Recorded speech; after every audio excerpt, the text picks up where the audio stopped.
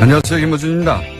이명박 정부의 국정원이 김재동 씨가 소속된 다음 기획의 폐업을 유도하는 공작에 국세청도 동원된 사실이 확인됐습니다.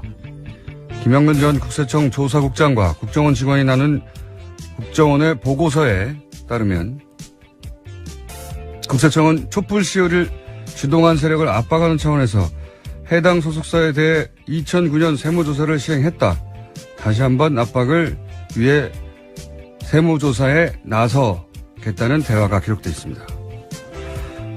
국정원 사이버 사령부 그리고 국세청이 직접 정치 공작에 개입된 것이 짐작이나 심증이 아니라 문건으로 입증이 된 겁니다. 국정원 사이버 사령부 국세청이 동원된 마당에 검찰과 경찰, 기무사는 이명박 정부가 그냥 놔뒀을까요? 그럴 리가 있겠습니까? 이쯤 되면 이명박 정부는 그냥 깡패였던 겁니다. 이런 거 바로 잡자는 게 정치 보복이라면 정치 보복 100번쯤 해도 되겠습니다. 김원준 생각이었습니다.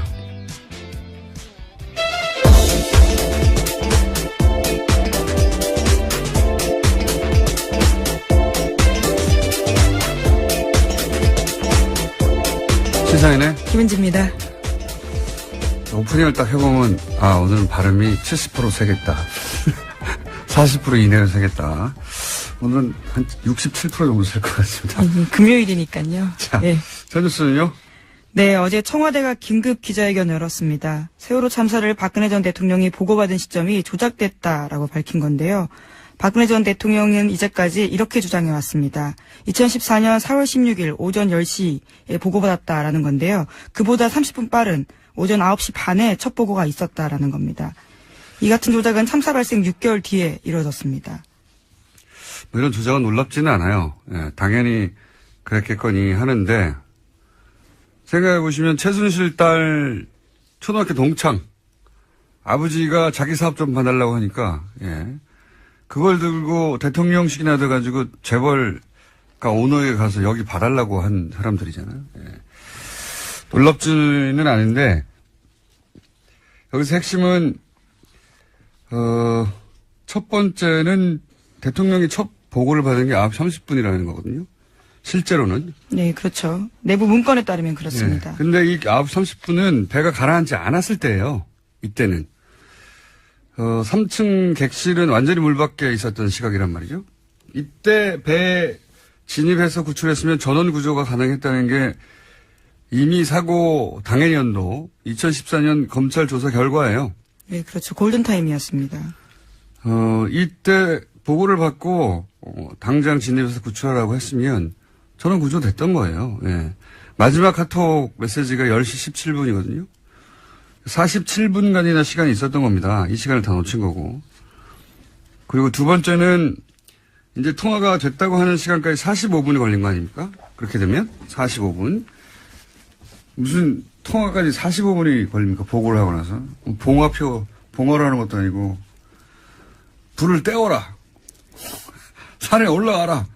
그리고 봉화를 연락해라. 그래야 45분 걸리는 거예요, 요즘은. 그러니까 대통령은 어디서나 연락이 닿는데 당연하잖아요. 국가 비상시에도 즉시 연락이 돼야 되니까. 경호팀이 눈 밖에 나가질 않아요, 절대. 근데 통화가 45분 걸렸다는 건 경호팀도 어떻게 할 수 없는 45분간은 전화조차 받을 수 없는 상황이었다. 그 상태가 뭐냐? 잤냐? 뭐 자는 게 됐습니까? 깨우면 되지? 그래서 이제 여러 차례 언론에 제기됐던 뭔가 시술을 받고 있었던 거 아니냐. 그리고 서로 시술을 받고 있다고 해도 대면 보고도 아니고 전화인데, 그렇게 오래 걸렸다는 건 이 청와대 영내 없었던 거 아니냐. 이런 의혹을 가지는 건 너무 자연스러운 거고요. 그 시간 동안 국민들이 죽어가고 있었기 때문에 저는 이건 끝까지 밝혀야 된다고 봅니다. 반드시 밝혀서 후세에 두고두고 교훈으로 남겨야 되는 사안이고, 단순히 30분을 늦췄다가 아닌 거죠. 왜 늦췄겠어요? 이 시점에 하필 9시 반에 보고받았다는 게 밝혀지면 그때까지는 배가 넘어가지 않았다는 게 명백히 드러나고 그때는 다 살아있었다. 그리고 검찰 발표도 있었거든요. 조사 발표도. 그때 진입했다면 전원 구조했다고. 이거는 끝까지 밝혀야 된다. 그런 시간을 이제 늦췄고, 그리고 재난 컨트롤 타워를 원래 청와대인데 안행부로 바꿨고. 네, 그런 그런 것도 문건 있죠. 조작도 네. 있었습니다. 어제 청와대가 발표한 건이 그게 하나 더 있는데요.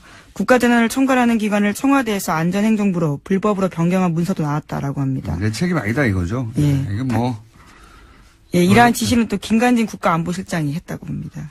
혼자 했겠어요. 바꾸라고 하니까 바꾼 거지. 놀랍지는 않아요. 놀랍지는 않은데 이제 드러났다는 게 놀랍네요. 이렇게 깔끔하게 지우지 못하고.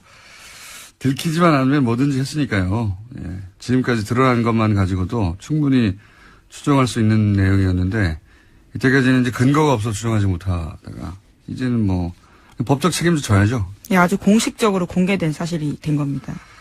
자, 다음 뉴스는요? 네, 또 이제까지 세월호 7시간과 관련해서 그 의혹을 은폐하기 위해서 박근혜 정부가 많은 노력을 했다라는 사실도 알려졌었는데요. 또 관련된 문건도 나왔습니다.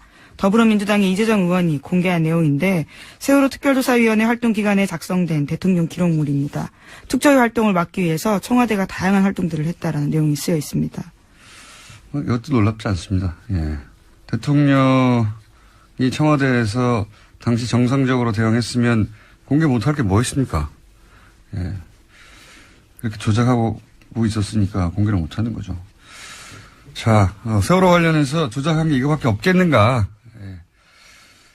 근본적으로 다시 세월호에 들여다봐야 된다는 생각을 하고요. 자, 다음 뉴스는요? 네, 댓글과 관련된 내용도 계속 전해드리고 있는데요. 군 관련된 소식입니다. 연재욱 옥도경 전 국군사이버사령관이 댓글 활동을 김관진 전 장관에게 보고했다라고 검찰에서 진술했다고 합니다. 이틀 전에 검찰에 두 사람이 나왔었는데 관련된 사실들을 인정한 겁니다. 이 두 사람은 이미 사실은 재판을 받았어요, 관련해서. 그래서 네, 여전히 진행 중이긴 합니다. 한 사람은 선고 유예가 됐고, 한 사람은 집행 유예가 됐어요. 굉장히 가벼운 처벌이죠. 예.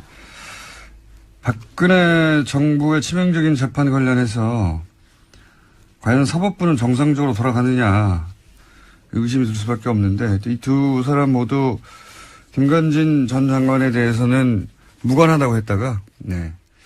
김관진 전 장관의 구속 기소가 점점 다가오는 것 같습니다. 전방위적으로 한두 건이 아니에요. 당신의 서면조사조차 하지 않고요. 아예 제대로 조사도 안 하고 끝났었습니다. 그렇기 때문에 밝혀질 게 한두 개가 아닙니다. 자, 다음 뉴스는요? 네, 또 이명박 정부 시절 국정원 이야기도 나오는데요. 정교조 교사들의 탈퇴를 유도하는 공작을 벌였다라고 합니다. 국정원 적폐청산 TF가 확인한 내용인데 국정원 심리전단이 2011년 5월에 원세훈 당시 원장에게 정교조 와해 특수공작 계획을 보고했다고 합니다. 이 팀은요. 배우 문성근 씨와 김여진 씨 합성 사진을 제작해서 유포한 팀이기도 한데 정교조 교사로 위장해서 인터넷에 정교조의 문제를 폭로하는 소위 양심선언글을 올리겠다라는 계획을 보고했다고 합니다.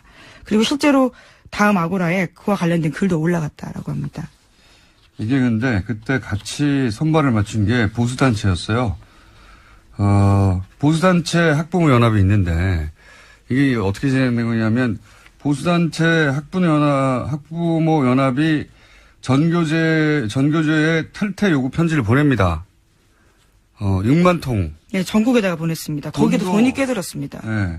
그 돈도 굉장히 들었고. 예, 3천만 원. 예. 그리고 그런 편지를 받자 그 편지를 받은 가짜 교사가 양심 선언을 하는 시나리오예요. 그냥 된 게 아니고. 예, 이것도 놀랍지 않아요. 예. 전형적인 이제 정례 분열 교란 작전인데 이 국정원은 국민들을 적으로 상대하고 적으로 상대해서 하는 모든 행위를 다 했기 때문에 이것도 당연히 했을 것 같아요. 왜냐하면 기억하시는지 모르겠는데 국정원 직원이 안수기도를 받아서 목사 신분이 되어서 예. 기독교 단체를 가짜 기독교 단체를 이끌면서 보수단체 관제대모를 후원하는 역할을 했다고 하는 내부 고발이 있었어요. 예. 네, 코믹 영화 소재 같은 이야기인데 실제였다라는 거죠. 벌써 한 1년 가까이 전에 시사저널 발 내부 고발 기사가 있었거든요. 반신반의했을 수도 있어요. 그때는 이걸 보면 그랬겠거니 합니다. 뭐 이렇게 되면 추적하다가 배우가 누구야 했더니 기독교 단체가 하나 나오고 이거 누가 운영하는 거야 했더니 진짜 안수 기도를 받은 목사님이 있는 거예요. 근데 알고 보니 한 발 더 들어가면 그 사람이 국정원 직원인 겁니다. 예. 정말. 그런 국정원 것까지. 직원 스스로도 굉장히 자괴감이 들 것 같은데요. 예. 그런지는 아닌지는 모르겠는데 그러려고 국정원에 들어온 사람은 아무도 없겠죠. 예. 그렇게 했으니 뭐 전교조 교사로 위장하는 것쯤이야 아무것도 아니겠죠. 예. 여기까지만 했겠나 싶습니다. 예. 안수기도 받고 목사 신분이 되어 기독교 단체를 만들어서 그걸 이끌고 그 목적이 관제 데모를 배후에서 지원하는 역할이었다고 하니까 자 국정원이 그랬다고 합니다. 다음 뉴스는요. 네. 시사인이 계속 연례조사하고 있습니다. 신뢰도라고 해서요. 언론, 사회, 정치 관련된 신뢰도 조사를 계속하는데 최근에 나온 신뢰도 조사에 따르면 가장 신뢰받는 방송 프로그램은 JTBC 뉴스룸이었습니다. 그런데 김어준의 뉴스공장의 선전도 눈에 띕니다. 그래요. 네, 6위를 차지했습니다. 다른 방송 프로그램들 순위를 좀 보면요. KBS의 뉴스 9시 뉴스가 2위를 했고요. 그리고 JTBC의 썰전이 3위를 했습니다. 그리고 SBS의 그것이 알고 싶다가 4위고요. 5위가 MBC 뉴스데스크, 바로 그 다음이 김어준의 뉴스공장입니다. 라디오로는 여기 처음 낀 것 같습니다. 네. 근데 제목을 잘못 썼어요, 제가 보기엔. 한국 언론사를 다시 쓴 손석희와 JTBC 뉴스룸이 아니고, 물론 뭐 뉴스를 한 사람만 만드는 게 아니에요. 대단한 인력이 투입되는 종합물인데, 근데 이제 그 인력이 그대로이고, 그 자리에 손석희 사장이 없으면 저는 이 수치는 안 나온다 봅니다. 네. 그래서 제목은 한국 언론사를 다시 쓴 손석희라고 해야 맞다고 저는 봅니다. 예. 손석희 사장 혼자 영향력이 나머지 언론인 다 합친 거 비슷하잖아요. 반칙이에요, 이건. 네, 신뢰도도 높고요. 게다가 또 뉴스룸도 굉장히 높게 나왔기 때문에 그렇게 제목이 뽑혔습니다. 아니 그러니까 손석희 없는 뉴스룸이 똑같은 수치를 내겠느냐? 저는 아니라고 보기 때문에. 근데 이 조사를 이렇게 보면 10년 전 이명박 박근혜 정부 시작하기 전만 하더라도 KBS, MBC 각각 신뢰도가 1, 2였어요. 예, 1, 2위. 근데 지금은 KBS는 JTBC 절반도 안 되죠. 그리고 MBC는 가장 불신하는 매체 네, 2위입니다. 2위. 예. 1위는 뭐 부동의 조선일보고요. 항상 조선일보였으니까. 2위가 MBC가 된 거예요. 여기서 제가 보기에 역사의 아이러니는 보수 정권은 이제 언론을 장악하는 공작의 일환으로 손석희 당시 아나운서를 MBC에서 쫓아냈거든요. 언론을 장악하려고. 그런데 그 공작의 결과가 오히려 보수 정권을 무너뜨리는 언론사 사장으로 가는 길을 만들어준 거예요. 이게 제가 보기에는 아이러니입니다. 그리고 실제로는 MBC라고 하는 가장 신뢰받던 언론사 하나를 죽이는 결과. 예. 이 거대 MBC, 거대 방송, MBC 뉴스 신뢰도가 이제는, 뉴스공장하고 비슷해졌다는 거는. 뉴스공장에 더 분발해야 될 것 같습니다. 뉴스공장의 대단함과, 예, 또 한 가지는, 공작이 일시적으로 성공할 수 있는 듯이 보여도, 예, 세상을 바꿀 수는 없는 겁니다. 결국은. 자, 뉴스공장에 스스로 박수를 보내고요. 예. 네, 또 이게 주간식 설문이어서요. 좀 그런 면에서 좀 눈에 띄는 점들이 있습니다. 그러니까 주간식으로 가장 신뢰하는 하니까 라디오 프로그램 떠올랐다는 거 아닙니까? 이거 어디서 데스투표를 안 하나요? 다음에 기사를 하나 내주세요. 한국 라디오사를 다시 쓰고 있는. 예, 내년에 또 합니다. 연례조사를요. 네, 그런 기사 하나 내주시고 하나 정도 더 할 시간이 있을 것 같습니다. 네, 미국이 유엔 산하기구인 유네스코에서 탈퇴하겠다고 발표했습니다. 트럼프 미국 대통령이 지난해 11월에 당선된 뒤 유엔 및 산하기구 탈퇴 구상이 현실화된 첫 사례입니다. 트럼프 대통령은 기본적으로 다자주의 이런 걸 인정 안 합니다. 예, 다자주의라는 게 다른 국가와 미국이 대등한 관계 틀 속에서 어떤 그 사안에 대한 대처를 해나가는 건데 트럼프는 미국만 생각해 미국 우선주의. 예. 그러니까 이런 유네스코 뿐만 아니라 유엔 자체에 대해서 부정적이고 유네스코를 탈퇴한 거는 철저히 친이스라엘이거든요. 그 트럼프가. 그래서 트럼프가 취임하자마자 이스라엘에서 뭘 했냐면은 그 요르단 강 서쪽, 그 다음에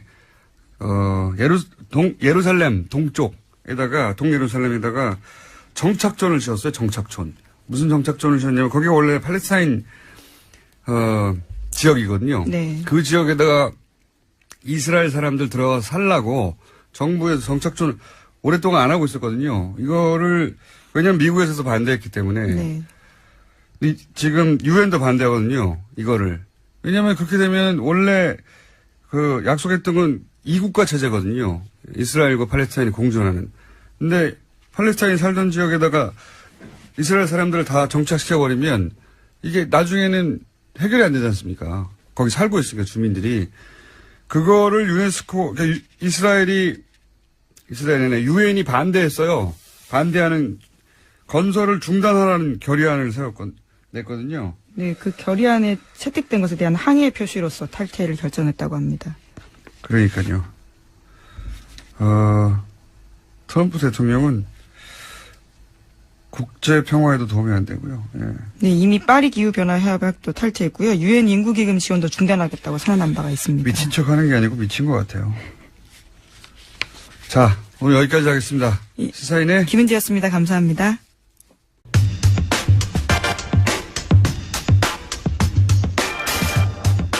바른정당이 11월 13일 전당대회를 앞두고 분당 위기를 맞고 있는 것 같습니다.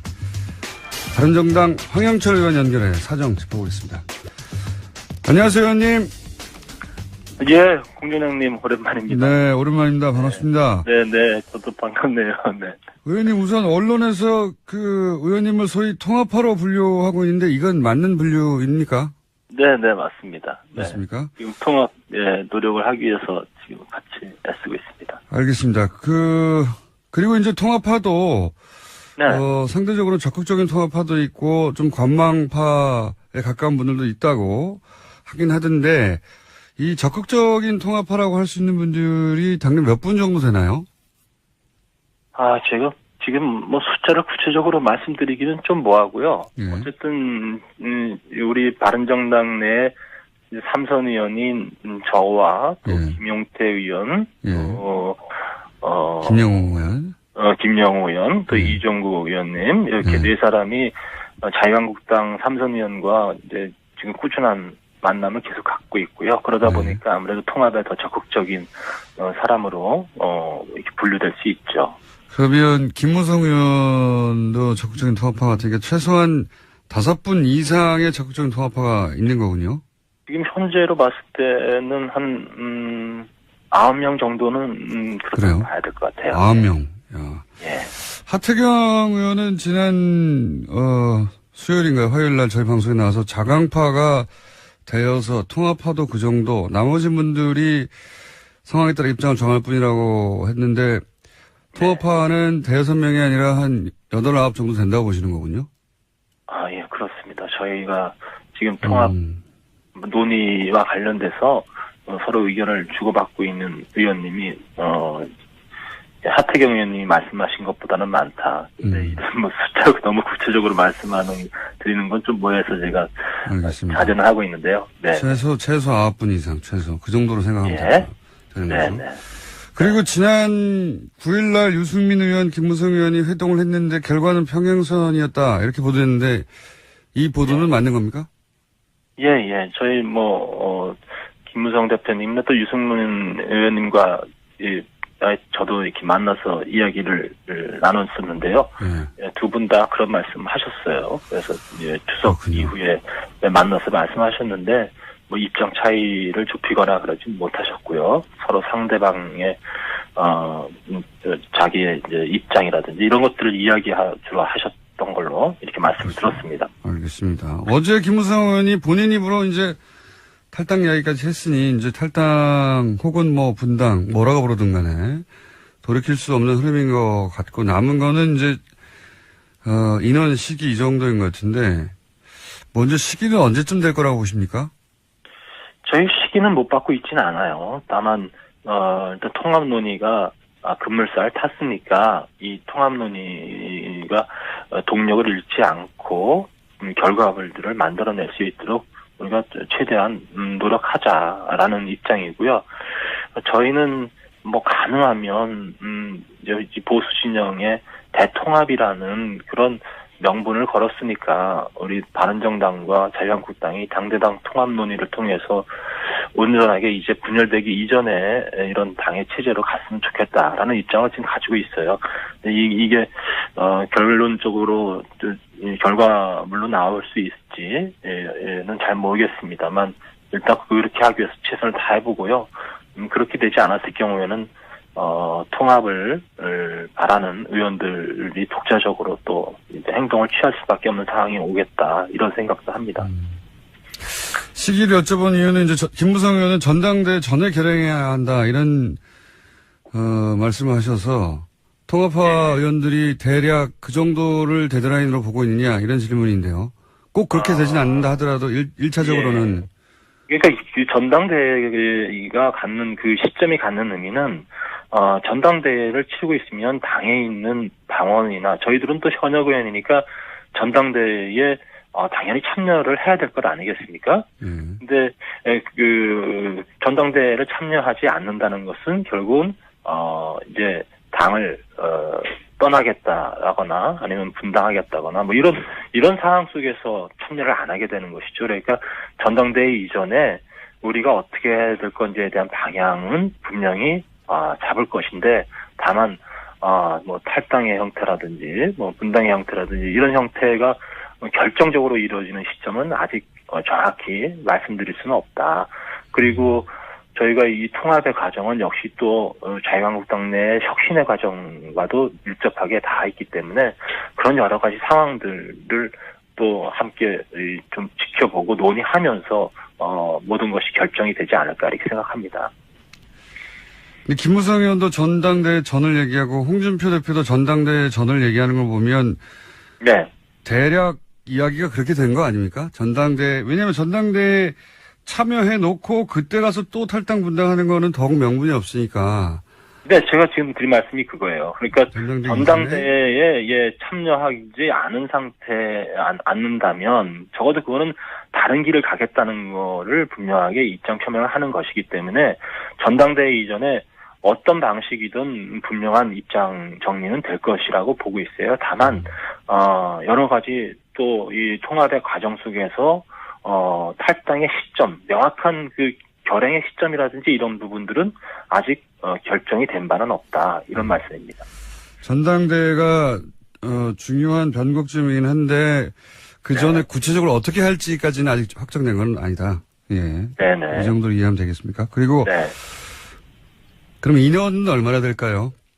전당대회를 전후하여 아까 네. 지금 최소 9명 정도, 최소 9명은 적극적이다 하셨는데 자유한국당 쪽에서는 12명은 넘겨야 소위 이제 국회 선진화법에 따라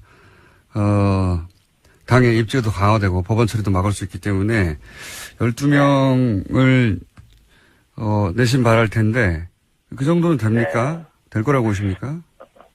저희는 지금 이 논의의 출발점에 서 있고요. 그리고 우리 바른정당 내 의원님들이 또 지금 여러분들을 또 고민하고 계신 의원님들도 계시기 때문에 현실적으로 몇 명까지다라고 구체적으로 말씀드릴 수는 없는 상황이에요. 다만 이 논의 과정 속에 의원님들이 더 포함이 될 수도 있고 또 아니면 또 생각이 달라서 더 줄어들 수도 있는 상황이 될 수도 있죠. 목표치가 어떻습니까? 목표치. 예. 그런 목표치를 두고 있지 않습니다. 뭐 우리 그 많지 않은 의원들인데 꼭 몇 명까지 하자. 그리고 몇 명이 유효한 숫자다. 이런 논의는 지금 의미가 없다고 생각하고요. 그럼 이건 어떻습니까? 제가 이제 이런 질문을 자꾸 드리는 이유가 뭐냐면 숫자. 네네. 물론 뭐 정확하게 모르시겠죠. 근데 제가 이런 질문을 드리는 이유가 홍준표 대표가 처음에는 이제 개별 입당 얘기하다가 이제 형식에 구애받지 않겠다 하고 말을 바꾼 걸 보면 이제 개별 입당은 아무래도 이제 모양이 잘 안 나고 하니 당대당의 통합 모양새를 김무성 대표도 원하는 것 같고요.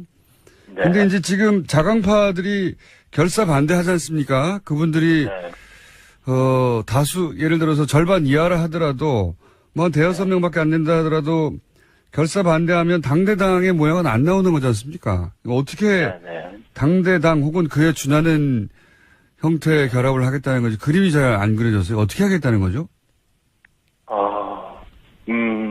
일단, 바른정당이 전체가 다 함께, 자유한국당과 합쳐지는 사항이 아니라면, 그건 당대당 통합이라고 얘기하기는 어렵겠죠. 다만, 전체적으로 봤을 때, 어느 쪽으로 가는 의원들이 더 많은가는 대단히 중요한 의미를 둘 수 있을 것 같아요. 네, 그런 의미에서, 최대한 좀 많은 의원들이 다시 이 자유한국당의 합당 문제에 참여하기를 바라는 것을 저는 희망하고 있다고 이렇게 보고 있고요. 그리고 홍준표 대표도 최근에 하여튼 많은 변화가 있으셨어요. 처음에 우리 바른정당에 대한 아주 혹독한 비판과 또 좀 여러 가지 안 좋은 표현들을 썼었는데, 그래도 뭐 추석 연휴 동안 많은 분들과 대화도 나누신 것 같고, 그런 걸 통해서 당대당 통합도 이렇게 전형적으로 제안하고 그래서, 이 통합론에 굉장히 물꼬를 튼 역할을 저는 했다고 보고요. 그런 자유한국당 내의 기류의 변화라든지 이런 게, 아무래도, 우리 통합 분위기를 만드는 데 많은 도움이 되는 것 같습니다. 그리고 무엇보다 중요한 것은 자유한국당 내에, 사실상 굉장히 이 친박과 또 박근혜 대통령과의 관계를 단절하는 것이 쉬운 일은 아닐 텐데, 그런 부분들이 조금씩 이제 가시화되고 성과물로 이제 나오고 이런 것들을 좀 보면서 그래도 좀 이런 부분들이 어떤 통합의 움직임들을 가속화시키고 있지 않은가 이렇게 생각합니다. 혹시 제가 아까 그 질문을 드린 이유는 뭐냐면 당대당 자강파가 반대하더라도 당대당에 준하는 모양새가 더 갖추겠다고 이제 김성 대표가 얘기한 것이 혹시 이런 거 아니에요? 주호영 원내대표도 이제 통합하니까 대표적인. 네. 자강파가 이제 소수가 되면 반대하더라도. 주호영 원내대표가 이제 당내 일부 반발이 있지만. 다수 의견으로 당대당 선언을 일방적으로 해버린다. 이런 그림도 가능한 거일까요? 저희들이 이 통합해 가는 과정 중에 너무 무리한 방법, 그리고, 또, 일방적인 방법, 이런 방법을 쓰려고 하지는 않을 겁니다. 그렇게 하지 않을 것이고요.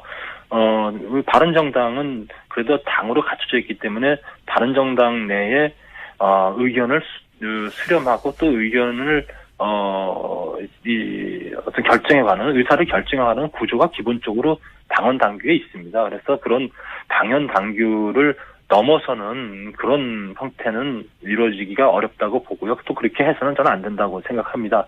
다만 지금 바른정당 내에서 지금 통합에 참여하는 분들의 우리 현역 의원들의 비중이 어느 정도가 통합에 참여하느냐는 대단히 좀 중요한 의미가 있다고 보고 있거든요. 그런 차원에서는 더 많은 숫자의 의원이 통합에 참여할 경우에는 오히려 바른정당의 중심이 통합으로 갔다 이렇게 얘기할 수는 있다고 보죠. 근데 이 질문을 이제 기본적인 사항은 제가 질문을 다 드렸고 이 질문은 하지 않을 수 없는데 저도 그렇고 다른 언론도 다들 똑같은 질문을 하게 될 텐데 지난번 뉴스공장 출연했을 때만 하더라도 자유한국당 없어졌으면 좋겠다고 하시지 않았습니까? 불과 2달 전입니다. 근데 2달 사이에 없어졌으면 하던 당이 다시 복귀할 만한 당이 갑자기 되어 있을 리는 없을 것 같은데요. 그렇지 않습니까? 저도 오늘 사실은 이 뉴스공장 출연 요청을 받으면서 공장장님이 무슨 얘기를 할까 생각을 많이 했는데 딱 그 얘기를 저한테 하실 것 같다는 생각을 했어요. 본인이 하신 얘기입니다. 제가 물어봤더니. 그러게,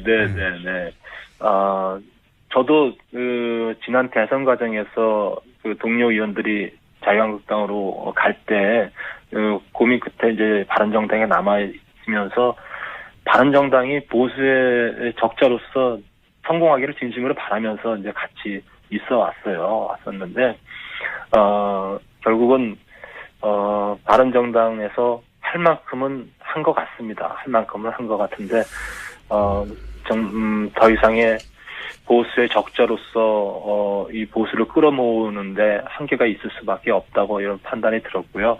그리고 솔직히, 이건 인간적으로 우리 공장장님께 드리는 말씀입니다. 저는 또 지역에 많은 분들이 저와 고민하고 정치를 함께 해왔던 분들이 계세요. 이분들이 이제 내년 지방선거를 앞두고, 본인들의 거취와 관련된 문제, 또 지역의 여론과 관련된 문제를 저에게 많이 조언해주고 또 저의 갈 길을 같이 논의하고 있습니다. 근데 그런 논의 끝에 이제 자유한국당과의 합당 내지 이제 복당이라는 그런 입장을 정리하게 됐고요.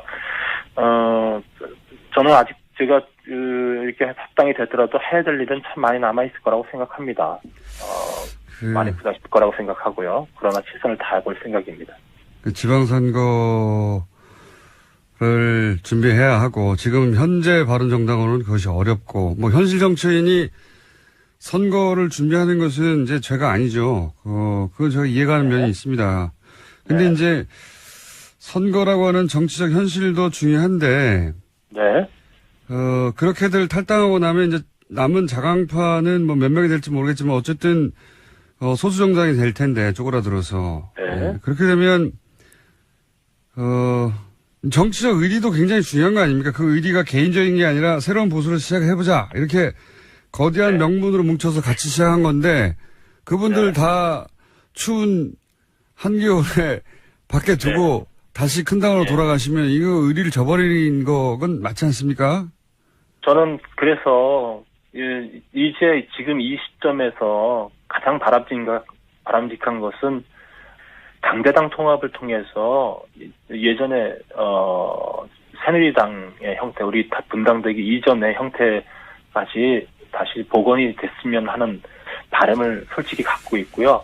그리고 그렇게 다시 모여서 그 안에서 보수의 개혁 또 우리가 가고자 하는 하나된 보수로서의 어떤 그 단일 대우라든지 이런 부분들에 대해서 함께 노력해봤으면 좋겠다는 그런 알겠습니다. 희망을 아직도 좀 갖고 있습니다. 알겠습니다. 지금은 아직도 네. 뭐 상황이 유동적이라 저희가 네. 조금 더 네. 긴박해지면 의원님 한번 네. 다시 연결하겠습니다.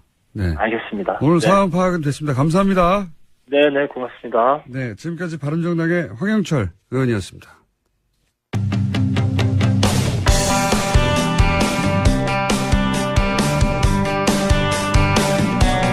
문재인 정부 첫 국감이 시작됐죠. 네, 어제는 여당 더불어민주당 국감 전략 들어본 데 이어 오늘은 자유한국당 입장 들어보겠습니다. 정태옥 죄송합니다. 원내 대변인 전화 연결됐습니다. 안녕하세요, 의원님. 예, 공장장님 오랜만이네요. 뉴스공장에 몇 번 출연하시고 나서 굉장히 지명도 올라가셔가지고, 네. 뭐, 그래서, 이 적폐 의원이야 그런지 아예 안 부르대? 아닙니다. 저희 자유한국당 의원들 많이 섭외했는데 다들 바쁘시거나 안 나오시더라고요. 예. 의원님도 지금 전화로 하시는 거 아닙니까? 바쁘시다고, 예. 예. 요즘 잘 안 나오시려고 하는데 많이 나와주세요. 예. 자, 우선 첫 번째 국정감사, 자유한국당이 중점적으로 파고들 전략 포인트는 어딥니까? 정리 좀 해주시죠. 뭐, 전략 포인트라기보다 어제 하루 국감했잖아요. 네. 그러니까 분위기가 많이 바뀌었어요, 작년하고. 어떻게 바뀌었습니까? 작년에 야당, 그러니까 지금 여당 된 사람들 있죠. 네. 작년에 뭐 대단했어요. 소리 지르고 시끄럽고 뭐 길고 장황하고 그리 하더니 원래 뭐 상당히 조용해졌어요. 여당이니까요, 이제. 예. 여당이라서 그런 것도 있겠지만은 뭐 지난 5개월 동안 워낙 이 정부가 죽서 나와가지고. 죽서 나서. 예, 뭐 한 이야기 별로 없겠죠. 그러니까 뭐 조용해요. 맨날 하는 이야기가 이번 국감 때 보면 뭐 정권 내준 지가 5개월도 넘은 정부 이야기 계속하고 또 뭐 9년 됐는 전 대통령 이야기 계속하고 이 사람들 마치 그 과거사 캐기 남 뒷조사하기 흥신소 차린 것 같아요 이제는. 네. 그런 분위기가 바뀌었다는 걸 먼저 그럼 이야기합니다. 자유한국당은 작년에는 이제 여당으로서 방어하다가 거꾸로 이제 민주당이 그랬듯이 막 소리지고 그런 전략 아닌가 이번에는? 조용조용히 합니까 뭐 우리는 그냥? 워낙 자유한국당 기본적으로 사람들이 여당 체질이 돼가 조용하고 차분하고 이야기에 국감에 임했죠. 조용하고 차분한 게 할 말이 없어 그런 건 아니고요. 예. 뭐 할 말 많죠. 이 정부 지난 5개월도 했는 거 보면 뭐 그냥 다 그 자체가 지적사항이죠. 그렇겠죠. 예. 자유한국당 입장에서 예. 보기에는 모두가 다 예. 지적사항이겠죠. 그래가지고 뭐 할 이야기 참 많은데 그래도 우리는 절제하고 이야기했죠. 예. 의원님 예. 가끔 나와주십시오. 예. 아유 그뭐 불러주세요. 저희가 모시려고 하는데 자유한국당이 워낙 잘 안 나오십니다. 자 그러면은 예. 문재인 정부의 무능 중에서 특히 어떤 부분을 집중 공략하는 겁니까? 일단 가장 큰 것이 이 정부는 우리 국민들이 먹고 사는 문제, 민생, 일자리에 대해서 전혀 관심을 기울이지 않고 오로지 독선과 독주로 언론을 장악하려고 한다라든가 그다음 과거 정부에 대한 정치 보복에 너무 매몰되어 있다. 그리고 또 대북 관계나 대외 관계에 있어가지고 제대로 대응하지 못하고 왔다 갔다 한다. 왔다 갔다 한다는 말 표준말로 하면은 우왕좌왕이고 경상도 사투리 하면 왔다리 갔다리 하는 거 아닙니까? 하루는 강력하게 북한을 제재한다 했다가 바로 그 다음날 잉크도 안 말랐고 목소리도 귀에 쟁쟁한데 바로 대화 협력한다. 이런 거를 네. 우리가 제대로 지적하자. 네. 지적하자는 것이 아니라 거기서 대안도 제시하고 그렇게 하자는 게 우리 입장입니다. 알겠습니다. 언론 장악을 시도한다고 하셨는데 언론 장악은 네. 구체적으로 어떤 걸 두고 말씀하시는 겁니까? 그러니까 지금 여러 가지가 있는데 공영방송이나 민영방송에 대해서 정말 길들이기 하고 네. CEO들을 갈아치우기 위한 집요한 작전을 하고 있지 않습니까? 처음에 이 정부가 출범하자마자 5월 달에 EBS 사장 갈아치우고 그다음 방통위원 그분 이름 뭐죠? 그분을 차관으로 빼면서 빼가고 그다음 MBC 사장에 대해서 체포영장 발부하고 지금 KBS, MBC의 이사들 그냥 노동조합이나 학생들 동원하고 이래 해가지고 사퇴시키는 거 아닙니까? 노조를 동원했다고 하셨는데 그거는 잘못 말씀하시면은 이제 노조로부터 고소고발 당할 것 같은데요. 노조를 정부가 동원한 게 아니라 노조가 견디다 못해 자발적으로 나온 거 아닌가요? 그래요? 예. 그러니까 여러 가지 이제 판단이 있겠죠. 예. 그렇게 갑자기 물러서시네요, 또 쉽게. 그런데 그 이야기 하는 겁니다. 그게 왜 그렇게 이야기하냐면은 민주당에서 발견된 언론 장악 문건에 그대로 있는 거예요. 거기에 보면은 이 사전에 여러 가지 정리 작업을 한다. 그 노조를 통해 가지고 공격하게 해가지고 물러나게 한다. 이런 게 정확하게 나와 있어요. 그렇기 때문에 우리가 그렇게 이제 동원한다는 표현을 할 수밖에 없는 거죠. 그 민주당이 왜 그런 문구를 만듭니까? 그러면 노조가 누구의 지시를 받았다고 보십니까? 그 말 하시니까. 누구의 지시라기보다 전체적인 이 여권의 동향에 있어가지고 네. 순수 독자적인 움직임은 아니라고 저희들은 판단하는 거죠. 그러니까 순수 독자적인 움직임이 아니라고. 아니 저는 이걸 여쭤보려고 한 건 아닌데 예. 그쪽 얘기를 하시니까. 예. 노조가 이제 순수하게 독자적으로 판단하는 게 아니라 정부의 어떤 지시를 받거나 또 정부와 어떤 연결고리가 있다. 그래서, 그렇게 한다고 이제 주장하셨으니까. 어떡합니까? 방송을 이미 말씀하셨으니까. 예. 자, 또 딴 거 하죠. 딴 거 하죠. 알겠습니다. 자, 언론 장악은 그렇게 이해하고 계시고, 과거 정부에 너무 매달린다. 과거 정부 적폐청산이라고 하는데 이게 정치보복이다. 이런 말씀이신 거죠? 예. 거기에 덧붙일 말씀은 없으십니까 혹시? 정말 이번 추석 때 많은 사람들 만나면요. 예. 국민들이 먹고 사는 문제에 좀 관심을 기울여 달라는 거예요. 네. 제대로. 지금 이 정부가 과거사 저렇게 뭐 뒷조사 이래 하는 거 정성에 반만 들이면은 네. 국민 먹고 사는 거 좀 잘할 거 아니냐. 대표적인 네네. 게 원전 문제예요. 원전 문제. 지금 우리 그 원전에 관해서는 우리가 일자리가 우리나라에 30만 개 있는데 어느 날 갑자기 공사 잘 되고 있던 신고리 오르크 공사 중단해가지고 그 사람들 다 그냥 할 일 없이 있잖아요. 그리고 또 외국에 원전 수출하려고 하던 거 다 못하게 만들어버리고 그다음 우리 자유한국당이 대학생들한테 인기 별로 없는데 요즘 인기 일부에 있어요. 그게 어딘지 아십니까? 일부. 원자력 전공하는 학생들 예. 맨날 자유한국당 찾아와요. 이거 좀 자기들 살려달라고. 예. 왜 우리 멀쩡하게 밥 먹고 잘 사는 사람들 밥그릇을 그렇게 정부가 뺐습니까? 일자리 만드는 그 정권 되겠다고 그렇게 이야기 안 해놓고 멀쩡하게 가만히 있는 공사 잘 하고 있던 거 중단해버리고 외국 수출 잘 되고 있는 거 못하게 만들어버리고 그다음에 있는 일자리 없애버리고 그러면서 일자리 만든다고 이야기하는 거 그게 무슨 일입니까? 그뿐만이 아니고 정부가 먹고 사는 문제 경제 성장에 대해서는 이 정부가 이야기하는 게 뭡니까? 소득주도 성장론이었지 않습니까? 네. 소득주도 소득주도 성장한다고 그 비정규직 정규직화 한다 최저임금 인상한다 해가 중소기업 다 어렵게 만들고 정부 돈으로 이리저리 산타클로스 같이 돈 막 그냥 수십 조씩 나눠준다 그러다가 갑자기 며칠 전부터는 혁신주도 성장이라고 이름을 바꿔 나와요. 네. 혁신주도 성장하면 혁신주도 성장을 제대로 해야 되는데 내년도 예산을 원래 제출돼 있잖아요, 국회에. 네네. 제가 그거 찾아보면 혁신 관련 예산은 오히려 죄다 깎아놨어요. 그래 놔놓고 혁신주도 성장 말로만 하면 됩니까? 텔레비에 나와가지고 뭐 좋게 그냥 뭐 요즘 YTN 하고 뭐 완전 난리치지만요. 그 혁신 성장한다고. 그렇게 한다고 혁신 성장이 됩니까? 예산 다 깎아버리고 이제까지 준비도 안 돼 있고 그 담당 주무장관 아직 임명도 안 하고 있잖아요.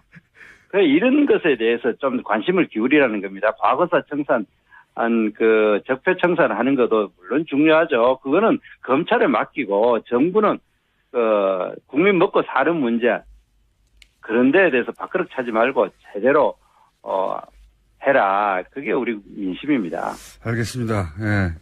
그러니까 이제 과거에 매달리지 말고 민생을 챙기라 이런 말씀이신데 어제 똑같은 이야기를 이제 어제 나온 여당 홍익표 의원님이 그렇게 주장하는데 예. 과거 문제를 바로잡는 게 민생과 직결된다라고 하셔가지고 제가 연결해서 한 가지만 여쭤보자면 예. 이명박 정부 시절에 이제 캐나다 하베스트 투자권이라는 게 있었습니다. 예, 예. 그 예가 나와서 이제 그걸 여쭤볼게요. 근데 네. 제가 이게 제가 정무위원회고 네. 그러니까 사실 제가 그 문제는 잘 몰라요.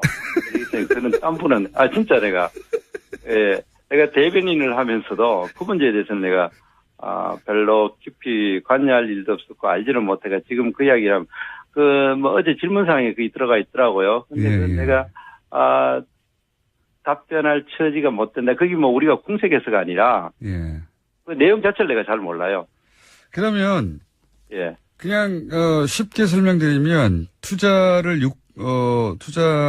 큰 투자를 하러 갔는데 근데 이제 갔더니 그 하베스트라는 회사가 갑자기 부실 회사 하나를 끼워서 팔려고 했어요. 그러자 당연히 석유공사 사장은 말도 안 된다고 거절하고 한국으로 돌아와서 공항에 내렸는데 공항에 내렸더니 이제 최경환 장관이 만나자고 해가지고 만나고 나서 이제 철수를 지시합니다. 사장이 1시간 만에.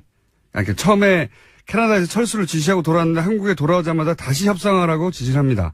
최경환 전 장관을 만나고 나서. 근데 그때 끼워 팔게 하는 회사가 1조짜리예요. 예. 아니 그거를 내한테 지금 설명할 필요가 없고요. 제 말은 한 가지 되게 자세한 내용을 여쭤보자는 게 아니라 그런데 왜 중요한 거는요. 이 자원 개발에 관한 거는 그 구체적인 상황은 모르겠고 자원 개발에 하는 많은 시간이 들고 그리고 실제로 엄청나게 여러 군데 투자해가지고 성공 확률이 굉장히 낮은 사업이에요. 그런데 그거를 맞습니다. 5년 정도 10년 돼가지고 이걸 갑자기 판단하는 문제가 바람직하지 않고 그 자원 외교의 성공 실패가 아니라 제가 여쭤보고 싶은 거는 예.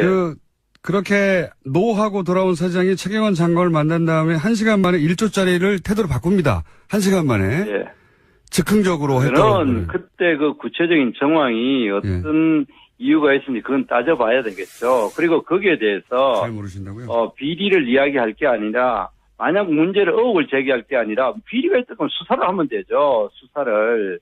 지금 이 정권은 정권을 갖고 있지 않습니까? 그러면 될 일이지. 그런 문제를 수사를 해서 나온 내용이거든요. 의원님? 그러면 처벌하면 되죠. 다음 주에 한번 나와주세요. 예. 알겠습니다. 처벌해야죠, 그러면은. 정태욱. 김어준의 뉴스 공장. 나오셨습니다. 안녕하십니까. 예, 안녕하십니까.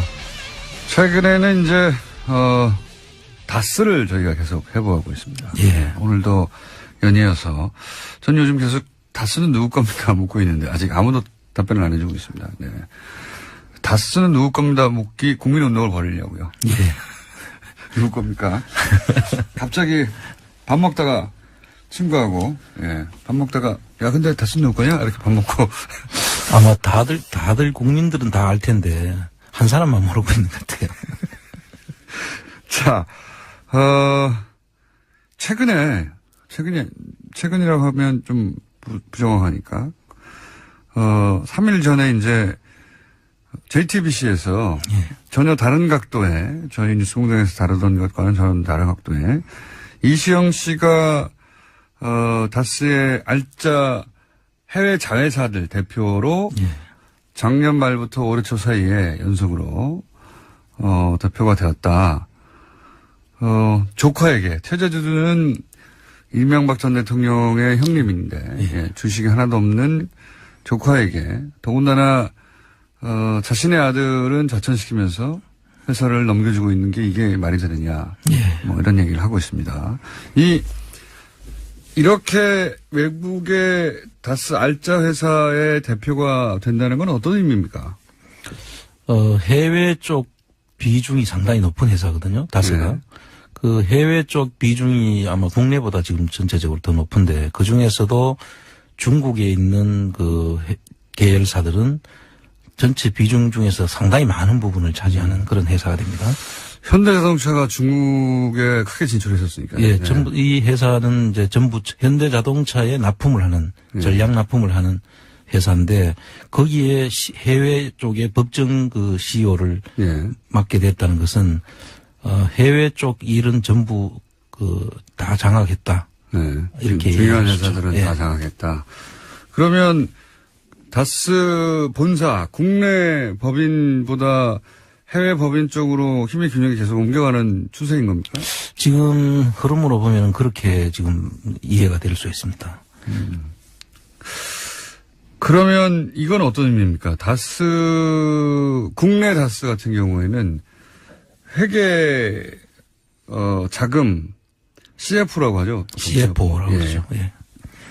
회계 자금 담당을 이제 또 이시영 씨가 돈 관리가 사실은 가장 회사에서는 핵심인데 이 회사의 경우에는 이제 전량 현대 자동차에 납품을 하기 때문에 사실 영업은 그렇게 중요한 의미가 없습니다. 보통 회사는 영업과 이제 자금 관리 이 두 개가 양대 축인데 영업은 이미 이제 그 전량 납품하는 게 돼 있는 것이니까 그 중에서 그 CFO로서 자금 관리를 다 맡았다는 것은 실질적인 회사를 전부 장악했다. 이렇게까지도 볼 수 있습니다. 국내는 CFO가 되고 해외는 알짜 회사들의 대표가 된 겁니다. 그러니까 사실상 자금을 장악하고 그리고 가장 많은 매출을 올리는 해외 자회사들 대표가 된 겁니다. 네. 주식은 한 주도 없는데 여기서 중요한 건 그렇습니다. 주식은 단 한 주도 없고 실제 주식 최대 주주 이상은 씨 그 아들은 자천까지 시키고 이건 진짜 이상한 거죠. 총괄 부사장에서 지금 충남 아산의 그 부사장으로 그냥 가서 책임대로 강등된 거죠. 총괄이라고 하면 그야말로 다수사 모든 자회사들을 총괄하는 의미인데 이젠 그게 아니라 충남 아산 공장 책임자가 된 겁니다. 그렇습니다. 아산 공장 책임자로 그 최대 주주의 아들은 그렇게 자천시키고 주식이 하나도 없는 이시영 씨가 회사의 돈 관리하고 해외 대표가 돼버린. 이거는, 상식적으로 말이 안 되는 거죠. 그렇습니다. 예, 전혀. 자기 회사를 남한테 주는 거죠. 예. 모든 국민들이 짐작할 수 있는 대목이죠. 이 부분. 사촌 동생한테 밀려나고 있는 겁니다. 예. 예. 조카에게 회사를 물려주고 있는 거고. 이건 뭐 도저히 이해가 불가능한 상황인데, 그런데 이런 일이 벌어지고 있고, 이에 대해서 다스는 누구 겁니까? 묻는 곳은 뉴스공장하고 JTBC밖에 없다는 건 이건 더 이상합니다. 왜 안 묻는 거죠? 예. 번개 한번 쳐줘요. PD는 항상 번개를, 천둥 번개를 다 지나간 다음에 요청을 해야 하거나 아니면 자기가 생각났을 때 아무 데나 합니다. 매우 부족한 PD입니다. 자, 이런 일들이, 작년 말부터 올해 초. 그러니까 이제 정권 교체기 혹은, 뭐랄까요. 전국이 뒤흔들릴 때. 예. 예. 벌어진 거죠. 그렇습니다. 불안했던 것 같아요, 뭔가. 예. 예. 상당히 지금 안에 내부에서도 그렇게 느끼는 거 아닌가 짐작이 됩니다. 실제 이제 그 주진우 기자의 취재에 의하면 다스 내부에서도 대단히 지금 여러 가지 우려가 많다고 그런 얘기가 계속 나온다고 하죠. 주진우 기자 나왔을 때 그 얘기는 하기로 하고. 그래서, 우리가 이제 신경 못 쓰는 사이에, 예, 이명박 전 대통령이 실소유주 아니냐고 의혹이 아주 오랫동안 제기되어 왔던 회사의 지배구조가 근본적으로, 바뀌고 있다가 아니라 바뀌었다. 예. 이미 사실상 CFO가 됐으니까요. 이런 케이스를 본 적이 있습니까? 주식이 하나도 없는데 이런 1조 매출의 회사에 사실상 돈 관리와 해외 알짜 회사를 다 가져가 버리는 경우를. 전혀 들어보질 못했죠. 아주 이상한 케이스입니다. 이 케이스는. 최초의 케이스가 아닌가 싶습니다. 네. 최초의 케이스라고 봐도 될 것 같아요.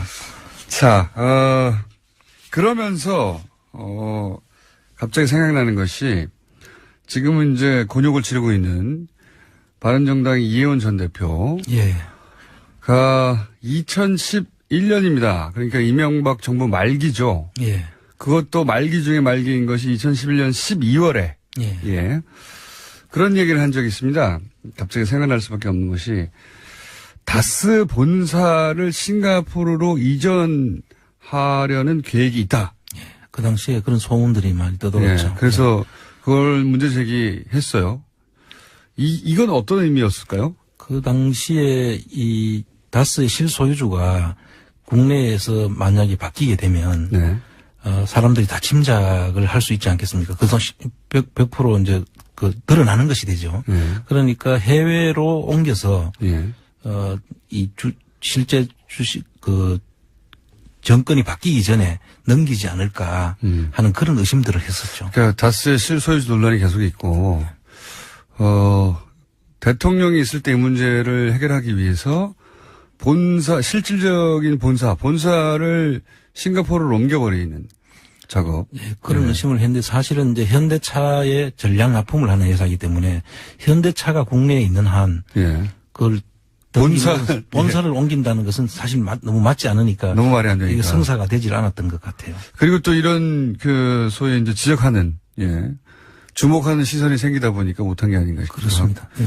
이 발상 자체도 말이 안 되죠. 예. 회사는 현대자동차는 누구나 다 알듯이 대한민국 회사인데 거기에 전략 납품하는 회사의 본사가 한국에 있다가 싱가포르로 이사 간다는 게 말이 안 되지 않습니까?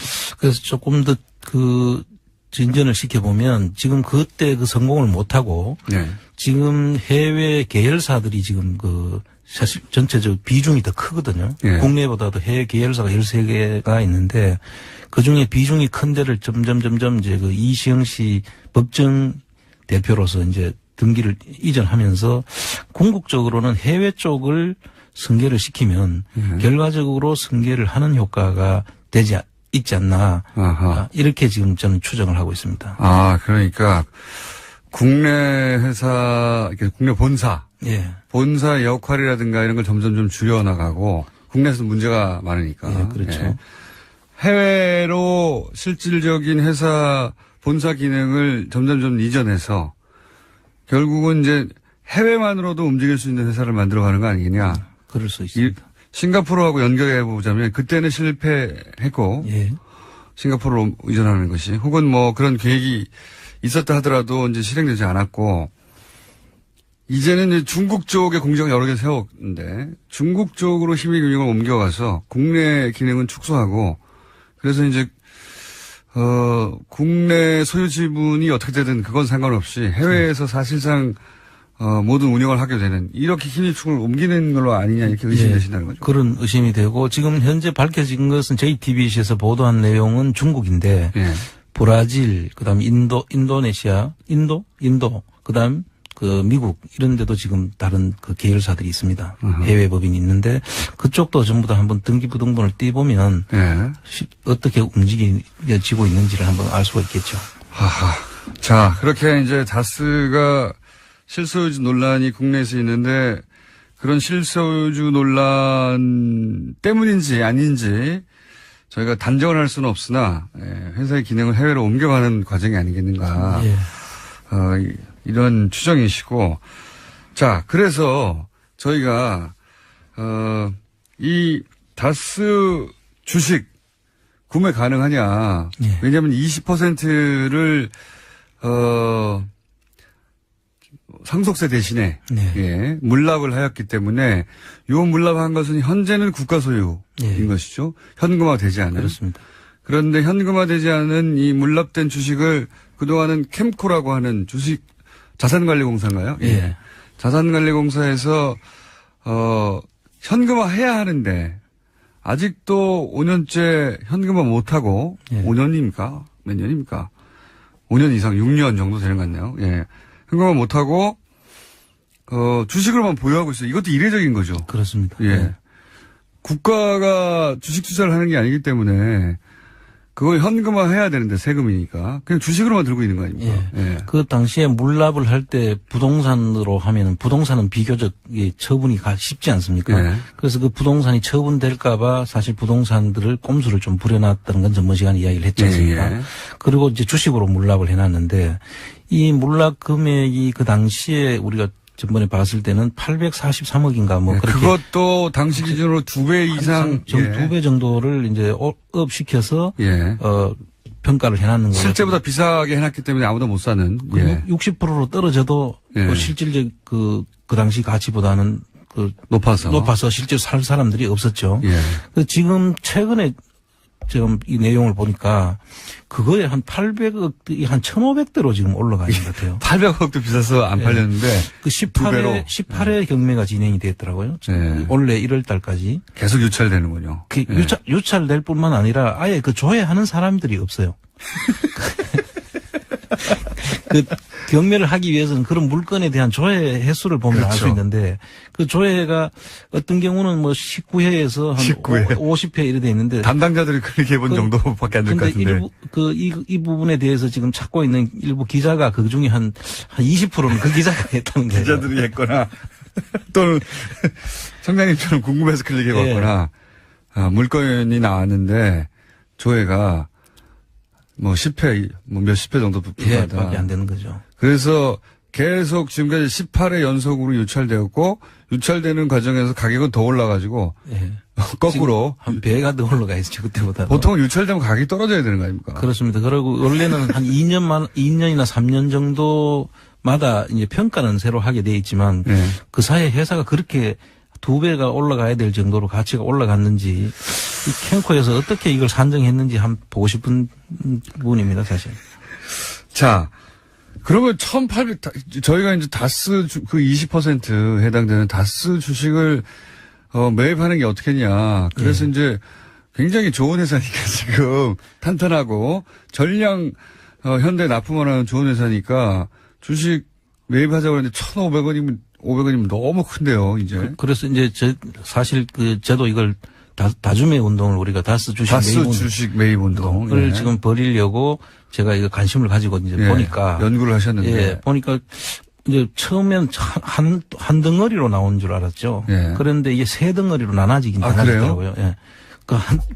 세 덩어리 중에서 13%, 3% 뭐 이런 정도 3%짜리 가 있습니다. 3%짜리. 근데 이 3%짜리를 평가를 했는데 보니까 예. 3%가 240억이에요. 그래도 그게 1,500보다는 가깝지 않습니까? 200억. 예. 그래도 어쨌든 간에 이제 앞으로 우리가 관심 가지고 할 수 있는 그 금액은 이제 많이 내려왔다. 3%대가 있다. 부분에서 그 3% 처음엔 다 사야 되는 줄 알았는데. 그렇습니다. 예. 3%. 200억이요? 240억입니다. 240억이면은. 그런데 이거를 60%까지 떨어지면 한 145억 정도 선에서 아마 수익 계약을 할 수가 있을 그런. 145억. 예, 그렇습니다. 145억. 일단 그 다스 주식을 가지고 다스에 우리가 진입을 하기 위해서 필요한 주식이 현재까지는 3%가 지금 현재 우리 그 가시권에 만약에 145억이면 10만 명 모으면 뭐 얼마씩 내는 겁니까? 14만 원입니까? 그건 좀 계산을 해봐야 되겠습니다. 이럴 때 저희 PD가 계산기 돌려야 되는데요. 네, 또 멍하고 쳐다보고 있는데 번개를 치든가 계산기를 돌리든가 둘 중에 하나를 해야지. 계산이 안 되는 게 번개부터 쳤습니다. 네. 곧 계산해서 저희한테 알려줄 테고 한 10만 명이면 저는 한 14만 원이면 될 것 같은 공 숫자가 헷갈리네요. 네. 네. 그러면 실제 145억 정도다. 가시권에 들어올 수도 있는 그렇습니다. 거죠. 지금 그래서 P2P 방식으로 펀딩을 할 수 있지 않나 해서 지금 전문가들하고 지금 의논 중에 있습니다.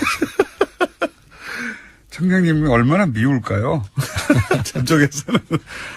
이게 이제 그런 절차가 있느냐가 문제인데 그런 절차가 있을 수도 있다는 거죠. 지금 연구 중이신 거죠. 예. 예.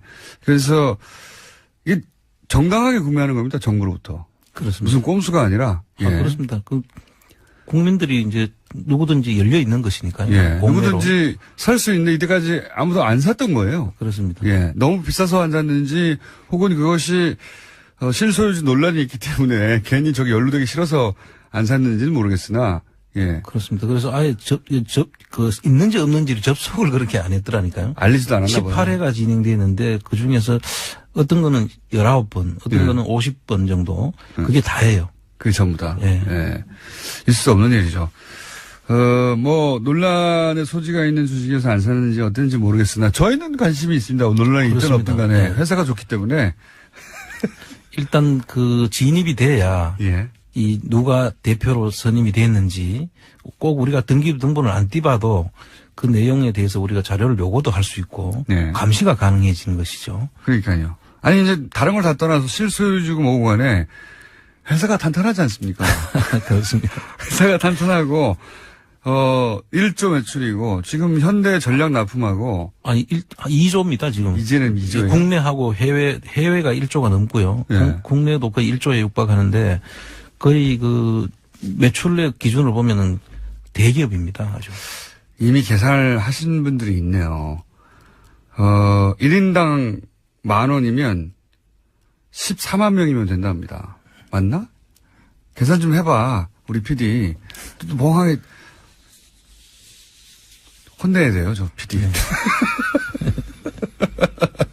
자, 1인당 140만 원이면 몇 명이냐? 14만 원이면 몇 명이냐? 14,000원이면 몇 명이냐? 계산에, 방송이 끝나기 전에. 일반적으로는 그런 이 물건이 나오면 이게 공매고, 이게 그 좋은 물건을 구매할 수 있는 좋은 기회니까 조회수가 많을 거 아닙니까? 그렇습니다. 예. 근데 이 부분에 대해서는 이제 비상장 주식보다는 상장을 할 때 네. 상장 차익이 커질 수가 있거든요.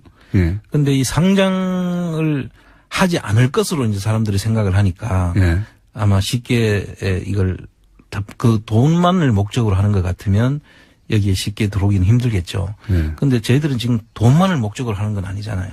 경제에 기여하고 경제 정의에 기여하고 정의를 세우는 것이니까요. 14만 원이면 10만 명 맞네요. 14만 원이면 10만 명 맞습니다. 예. 예.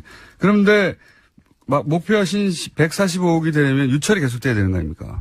그렇죠. 그 지금까지 계속 유찰이 됐으니까요. 뭐 크게 달려든 사람들이 하나도 없었으니까. 근데 저희가 이 방송하면 혹시 실소유주가 누군지 모르겠는데 실소유주가 갑자기 사버리는 거 아닐까요? 그것도 저희들이 원하는 바죠. 어떤 돈으로 샀는지를 볼 수가 있으니까. 하긴 그렇군요. 이명박 전 대통령은 전 재산을 집 한 채 빼놓고 다 없으니까요. 지금. 다 기부하신 분이니까 140억 가량이 있을 리가 없죠. 그것도 해외 절대 해외 사모펀드를 이용해서 우호주 지분을 확보할 수도 있는데 네. 그럼 그 사모펀드가 또 누구 거라는 것이 밝혀지겠죠.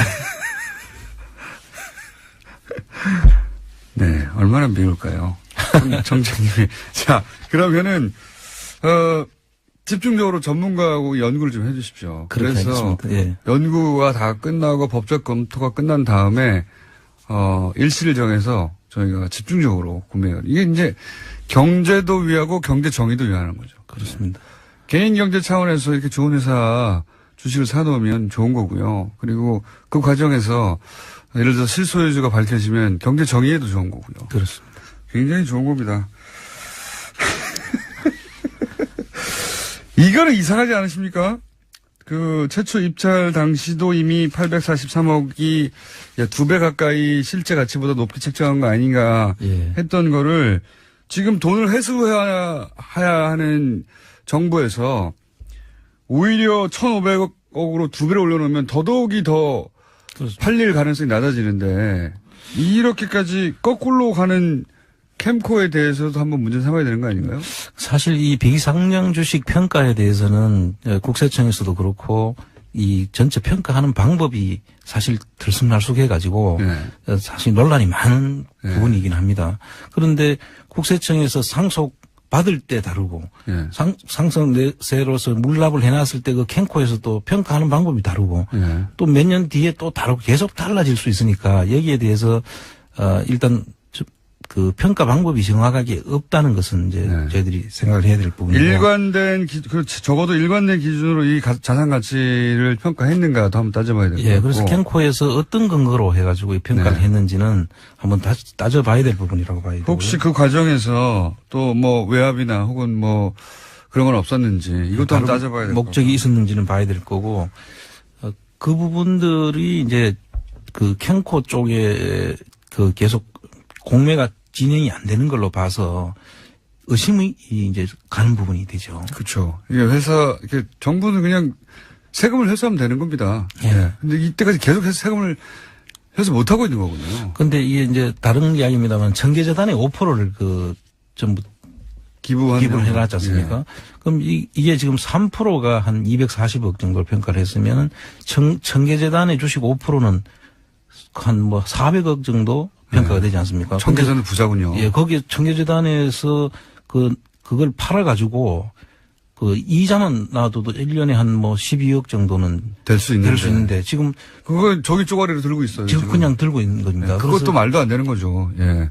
이런 부분들이 이제 전부 다 새로 이제 봐야 될 부분들로 이제 바뀌었다 이렇게. 네. 재단의 입장에서는 그냥 주식 들고 있으면 뭐 합니까? 그렇죠. 그거 팔아가지고 400억 정도. 은행에 넣어놔도 이자가 한 12억씩 나오는 그렇죠. 거예요. 매년 12억씩 나오는 것을 안 하고 있는 거예요. 종이 쪼가리 들고 있는 거예요. 이것도 말도 안 되는 거거든요. 그렇습니다. 예.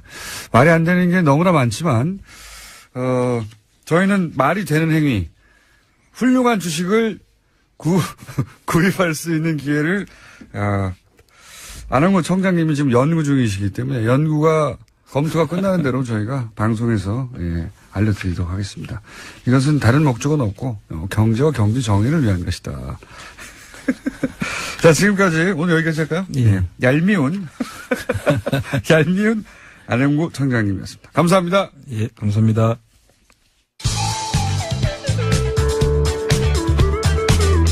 김어준이 바라는 것은 오직 진실과 정의 그리고 국입니다.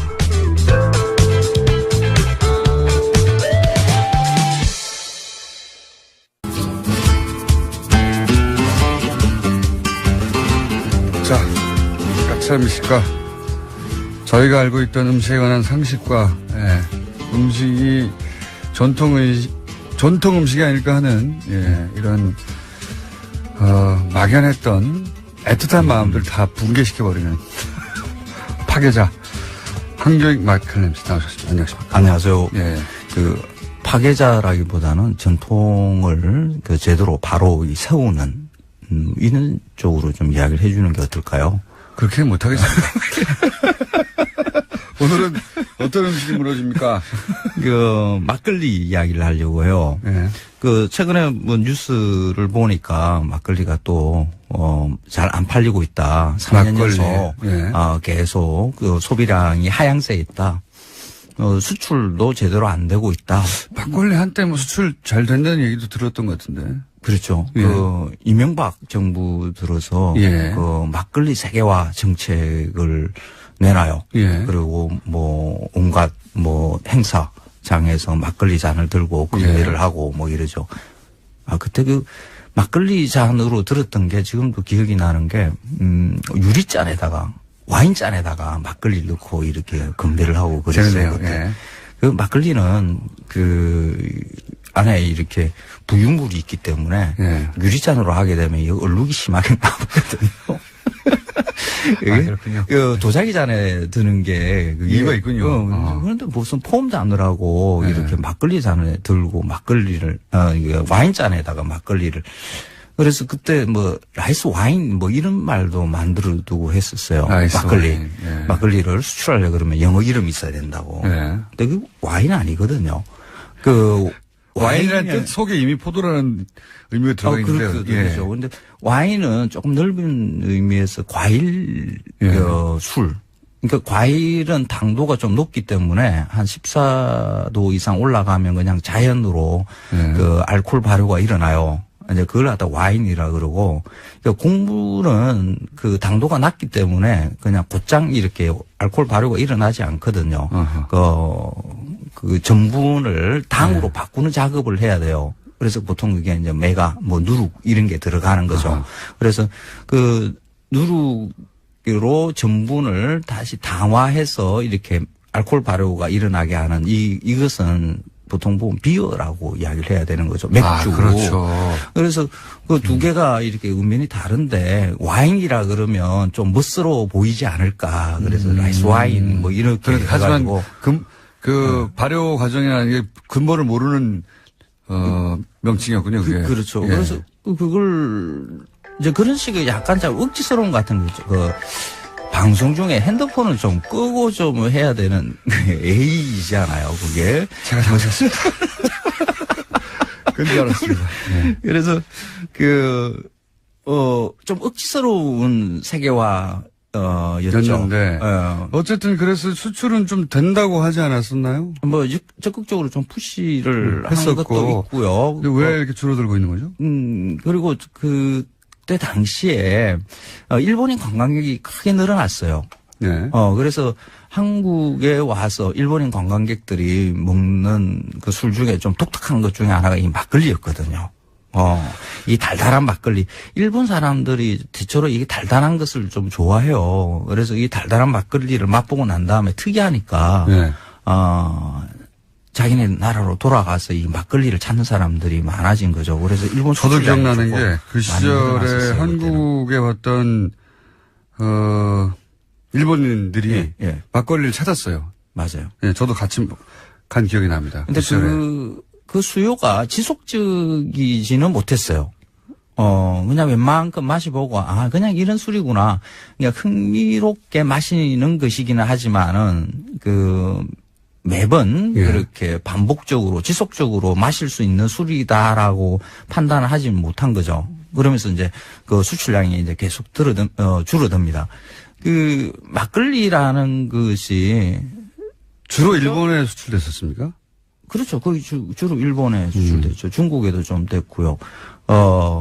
이 막걸리가 과연 그 술로서 그러니까 좀 고급하고 대중화할 수 있고 세계화할 수 있는 술인가 하는 것에 대해서 조금 생각을 좀 해봐야 되거든요. 이런 곡물차, 곡차가 맥주 외에 맥주는 이제 곡차죠. 따지고 보면. 그렇죠. 예. 맥주는 세계적인데 그 외에 있나요?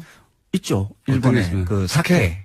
사케 같은 경우. 그러니까 우리 사케를 우리식으로 해석을 한다 그러면 뭐 청주나 약주류 이렇게 되겠죠. 걸러내는 거죠. 그러니까 사케는 세계에서 많이 팔리는데요. 많이 팔리죠. 예. 사케는 사실은 고급주로 해외에서 많이 팔리죠. 그렇죠. 예. 곡물, 우리나라 같이 뭐 사과나 포도나 이런 당도가 높은 그런 과일들이 옛날부터 생산되기 힘든 지역들, 그러니까 일본의 우리나라나 중국의 일부 지역들, 이런 지역에서는 술을 만들 때, 곡물을 사용할 수밖에 없었고요. 거기다 곡물에다가 누룩 넣고 하는 이런 것은 다, 옛날부터 다 전통으로 가지고 있는 거거든요. 특히 일본과 우리나라는 쌀이 좀 풍족하니까 쌀로 빚는 술을 기본으로 하죠. 근데 쌀로 빚는 술에 가장 맨 바닥에 가장 근원적으로 처음부터 나오는 게 막걸리고요. 그 다음에 좀 맑게 걸러내는 게 약주, 청주, 사케 뭐 이런 것이라고 보면 되고요. 그것을 다시 소주 고리에 넣어서 이 걸러내는 것, 이걸 이제 소주 이렇게 보면 되거든요. 그러니까 술의 고급화라고 보자 그러면 이 소주가 제일 위에 정점에 있고요. 그 다음에 약주, 청주가 있고 그 다음에 막걸리 이렇게 있는 거거든요. 그 막걸리는 그 발효 숙성 기간이 짧아요. 그리고 그 안에 쌀과 누룩 등등이 들어가 있는 것을 사실 이제 그 걸러내야 되는 것인데 그러지 않고 그냥 막 냈다고 해서 이제 막걸리라고 단순히 하는 거거든요. 술의 완성도라는 측면에서 보면 좀 낮은 술이군요. 그렇죠. 완성도가. 값싸게 대량으로 생산할 수 있는 술이 막걸리인 거죠. 근데 1960년대까지만 하더라도 이 막걸리가 우리나라에서는 굉장히 많이 팔렸어요. 그 이유가 우리 흔히 막걸리를 농주라 그러지 않습니까? 이게 농민들이 마시기 참 좋은 술이거든요. 중간에 일하면서 막걸리 마시고 든든해진다는 얘기도 하잖아요. 예. 그러니까 노동 중에 마실 수 있는 술이 이 막걸리입니다. 그래서 끼니 역할도 하고요. 든든한 술 기운에 팍 차지는 않으니까 계속 취기를 유지하면서 좀 거친 노동을 이겨낼 수 있는 술로 이 막걸리가 아주 적합하죠. 근데 1960년대 이후부터 우리나라는 이제 산업화로 넘어가지 않습니까? 농민은 줄어들고 노동자로 이렇게 바뀌어 나가는 거죠. 그 노동자는 공장에서 일하면서 술을 마시질 못해요. 노동의 성격이 달라지면서 막걸리가 줄어든 거군요. 전체적으로. 그렇죠. 그래서 당연히 그 산업이 바뀌는 것으로 술의 주종이 바뀌는 것은 뭐 서양이나 다른 나라에도 다 똑같습니다. 그 노동 이후에 그러니까 퇴근하고 난 다음에 마시는 술로서는 막걸리가 좀 적합하지 않은 거죠. 빨리 마시고 빨리 취해야 되거든요. 술 마시는 시간이 많이 줄어들어요. 빨리 먹고 빨리 취하고 다음날 또 출근해야 되기 때문에. 그 모든 나라에서 산업화 과정과 이거 독주의 소비량 증가는 딱 물려 있습니다. 그러니까 퇴근 이후에 짧게 마시고 빨리 취하고 그리고 빨리 깨야 좋은 술이 되는 과정이에요. 그래서 소주 시장으로 넘어가요. 그리고 이제 젊은 그 청년들은 저 서구 취향적인 뭐 통기타와 청바지 세대들에 의한 맥주 붐이 일죠. 그러면서 막걸리가 확 줄어갑니다. 어떤 술을 마시느냐 하는 것은 이 술이 우리의 민족 술이니까 애국심을 발동시켜서 이런 술을 마셔야 된다 하는 것으로는 사실 그건 안 통합니다. 안 통하죠. 짧게 통할 수는 있어요. 짧게. 그 기간. 산업의 그 생활에 맞게끔 그 주요 소비자들이 어떤 삶을 살고 있는가에 그 맞춰지는 술로 소비가 일어날 수밖에 없는 거거든요.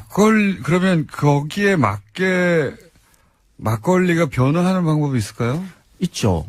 지금의 막걸리는 한 7도 좀 독하면 한 9도 뭐 이 정도의 술이에요. 그러니까 원래는 그대로 두면 한 14도 정도까지 알코올 도수가 많이 올라갑니다. 그런데 도수를 낮추는 방법으로 이렇게 물을 타죠. 그렇게 해서 이거는 안홍구 청장님이 잘 아시는데 이게 국세와 관련된 주세가 이렇게 술의 도수에 맞춰져 있거든요. 도수가 낮을수록 그 주세는 좀 싸져요. 그런 이유도 있군요. 그래서 이거 막걸리가 싸거든요. 근데 물을 타는 것으로 막걸리 맛이 많이 비어요. 향도 비고요. 혀에 닿고 하는 그런 느낌들이 약간 쓴맛도 약간 받고요. 뭐 아주 맛이 조금 부족해지거든요. 그래서 물 타지 말고. 그래서 그 막걸리에 보면 뭐 아스파탐이라든지 스테비아라든지 이런 감미료가 들어가 있어요. 그거를 만회하기 위해서. 그렇죠. 물 타가지고 희석된 맛을. 그렇죠. 근데 술에 이런 식의 감미료 들어가는 것이 사실 외국인들의 눈에 보면 굉장히 어색한 일이죠. 완성도를 떨어뜨리는 거죠. 그렇죠. 그냥 아주 싸구려 술로 그냥 자리를 잡게 만들 수밖에 없는 게 그거거든요. 그렇다 그러면, 그걸 그냥 물 타서 하는 방식이 아니라, 좀 도수를 아주 높인 그런 방식의 막걸리를 물을 타기 이전에 막걸리를 가지고 어떻게 맛있게 낼까를 연구해야 된다. 그렇죠. 예. 일단 그 아스파탐이나 스테비아 같은 이런 것들을 넣지 않고 그 지금 현재 순수하게 유통되는 막걸리들은 다 그게 들어갑니까? 거의 대부분 다 그게 들어가죠. 만들기 위해서.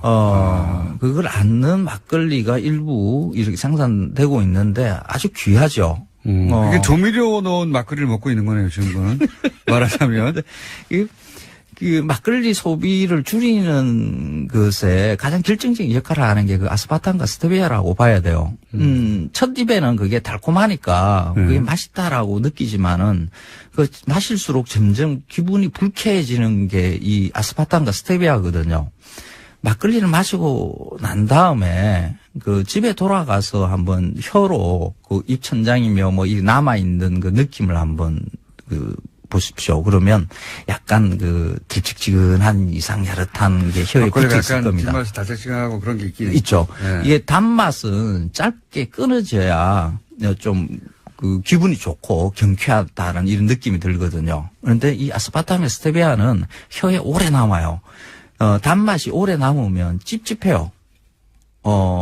이거는 그 인간이 가지고 있는 본능이거든요. 그래서 막걸리 소비가 자꾸 늘어나지 않는 이유 중에 하나가 이겁니다. 그래서 그 아스파탐이나 스테비아를 줄이고 없애고 아예 막걸리 본연의 오리지널 말로 선보여야 그렇죠. 된다. 그 옛날에 막걸리들은 상당히 독했거든요.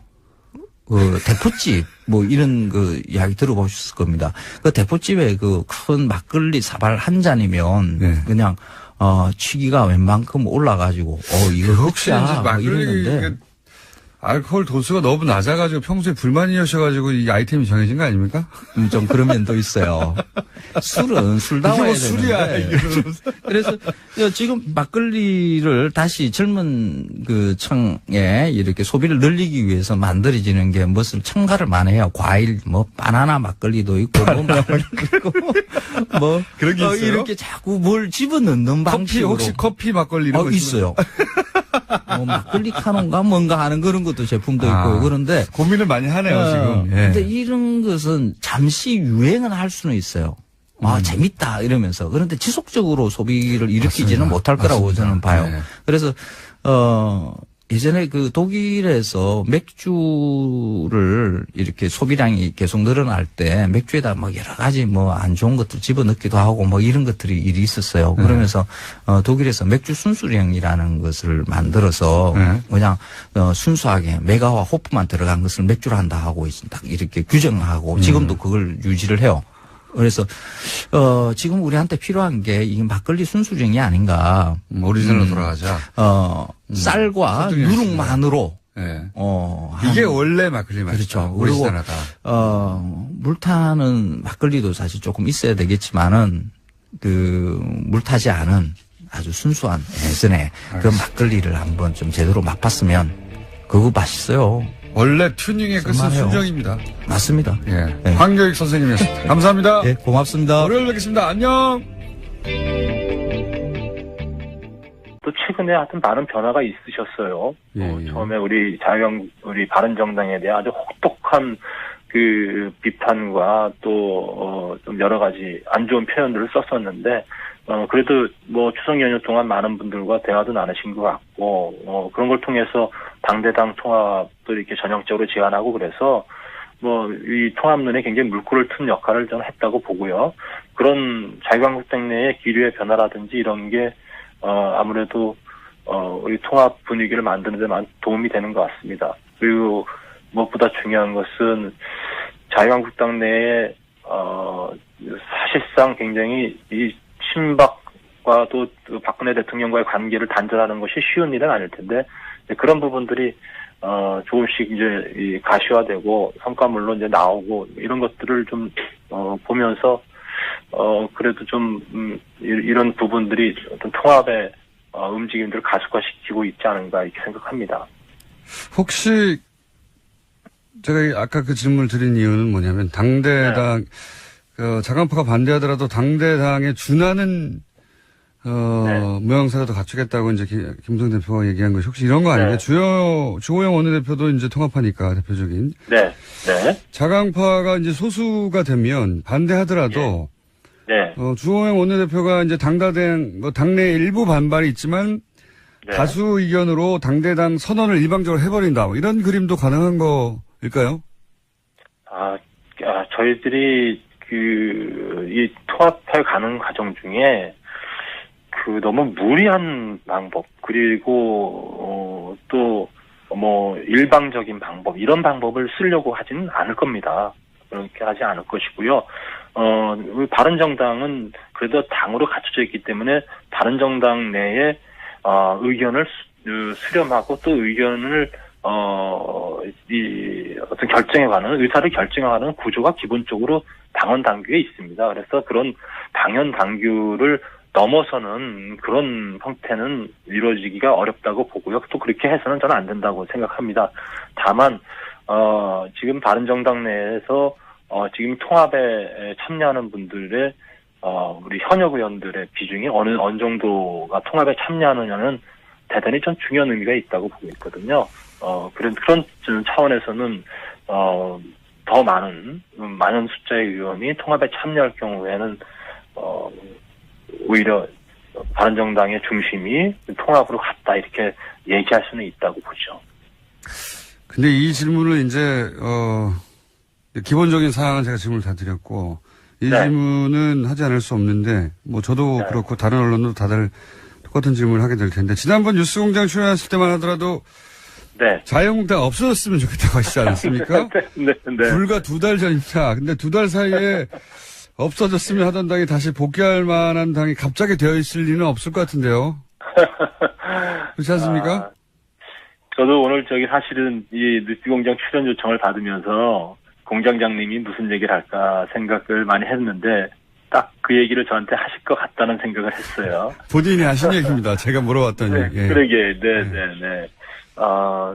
저도 지난 대선 과정에서 동료 의원들이 자유한국당으로 갈 때 고민 끝에 이제 바른정당에 남아 있으면서 바른정당이 보수의 적자로서 성공하기를 진심으로 바라면서 이제 같이 왔었는데 결국은 바른정당에서 할 만큼은 한 것 같습니다. 할 만큼은 한 것 같은데 더 이상의 보수의 적자로서 이 보수를 끌어모으는데 한계가 있을 수밖에 없다고 이런 판단이 들었고요. 그리고 솔직히 이건 인간적으로 우리 공장장님께 드리는 말씀입니다. 저는 또 지역에 많은 분들이 저와 고민하고 정치를 함께했던 분들이 계세요. 이분들이 이제 내년 지방선거를 앞두고 본인들의 거취와 관련된 문제, 또 지역의 여론과 관련된 문제를 저에게 많이 조언해주고 또 저의 갈 길을 같이 논의하고 있습니다. 근데 그런 논의 끝에 이제 자유한국당과의 합당 내지 이제 복당이라는 그런 입장을 정리하게 됐고요. 저는 아직 제가 이렇게 합당이 되더라도 해야 될 일은 참 많이 남아 있을 거라고 생각합니다. 많이 부담일 거라고 생각하고요. 그러나 최선을 다해볼 생각입니다. 지방선거를 준비해야 하고 지금 현재 바른정당으로는 그것이 어렵고 현실 정치인이 선거를 준비하는 것은 이제 죄가 아니죠. 그건 제가 이해가는 면이 있습니다. 근데 이제 선거라고 하는 정치적 현실도 중요한데 네. 그렇게들 탈당하고 나면 이제 남은 자강파는 몇 명이 될지 모르겠지만 어쨌든 소수 정당이 될 텐데 쪼그라들어서. 네. 그렇게 되면 정치적 의리도 굉장히 중요한 거 아닙니까? 그 의리가 개인적인 게 아니라 새로운 보수를 시작해보자. 이렇게 거대한 명분으로 뭉쳐서 같이 시작한 건데 그분들 다 추운 한겨울에 밖에 두고 다시 큰 당으로 돌아가시면 이거 의리를 저버린 거건 맞지 않습니까? 저는 그래서 이제 지금 이 시점에서 가장 바람직한 것은 당대당 통합을 통해서 예전에 새누리당의 형태, 우리 분당되기 이전의 형태까지 다시 복원이 됐으면 하는 바람을 솔직히 갖고 있고요. 그리고 그렇게 다시 모여서 그 안에서 보수의 개혁, 또 우리가 가고자 하는 하나된 보수로서의 어떤 그 단일 대우라든지 이런 부분들에 대해서 함께 노력해봤으면 좋겠다는 그런 알겠습니다. 희망을 아직도 좀 갖고 있습니다. 자기의 이제 입장이라든지 이런 것들을 이야기하시러 하셨던 걸로 이렇게 말씀을 들었습니다. 알겠습니다. 어제 김무성 의원이 본인 입으로 이제 탈당 이야기까지 했으니 이제 탈당 혹은 뭐 분당 뭐라고 부르든 간에 돌이킬 수 없는 흐름인 것 같고 남은 거는 이제 인원 시기 이 정도인 것 같은데 먼저 시기는 언제쯤 될 거라고 보십니까? 저희 시기는 못 받고 있지는 않아요. 다만 일단 통합 논의가 급물살 탔으니까 이 통합 논의가 동력을 잃지 않고 결과물들을 만들어낼 수 있도록 우리가 최대한 노력하자라는 입장이고요. 저희는 뭐 가능하면 보수 진영의 대통합이라는 그런 명분을 걸었으니까 우리 바른정당과 자유한국당이 당대당 통합 논의를 통해서 온전하게 이제 분열되기 이전에 이런 당의 체제로 갔으면 좋겠다라는 입장을 지금 가지고 있어요. 이게 결론적으로 결과물로 나올 수 있을지는 잘 모르겠습니다만 일단 그렇게 하기 위해서 최선을 다해보고요. 그렇게 되지 않았을 경우에는 통합을 바라는 의원들이 독자적으로 또 이제 행동을 취할 수밖에 없는 상황이 오겠다 이런 생각도 합니다. 시기를 여쭤본 이유는 이제 김무성 의원은 전당대 전에 결행해야 한다 이런 말씀을 하셔서 통합화 의원들이 대략 그 정도를 데드라인으로 보고 있느냐 이런 질문인데요. 꼭 그렇게 되진 않는다 하더라도 1차적으로는 그러니까 그 전당대회가 갖는 그 시점이 갖는 의미는 전당대회를 치르고 있으면 당에 있는 당원이나 저희들은 또 현역 의원이니까 전당대회에 당연히 참여를 해야 될 것 아니겠습니까? 근데 그 전당대회를 참여하지 않는다는 것은 결국은 이제 당을 떠나겠다라거나 아니면 분당하겠다거나 뭐 이런 상황 속에서 참여를 안 하게 되는 것이죠. 그러니까 전당대회 이전에 우리가 어떻게 해야 될 건지에 대한 방향은 분명히 잡을 것인데 다만 뭐 탈당의 형태라든지 뭐 분당의 형태라든지 이런 형태가 결정적으로 이루어지는 시점은 아직 정확히 말씀드릴 수는 없다.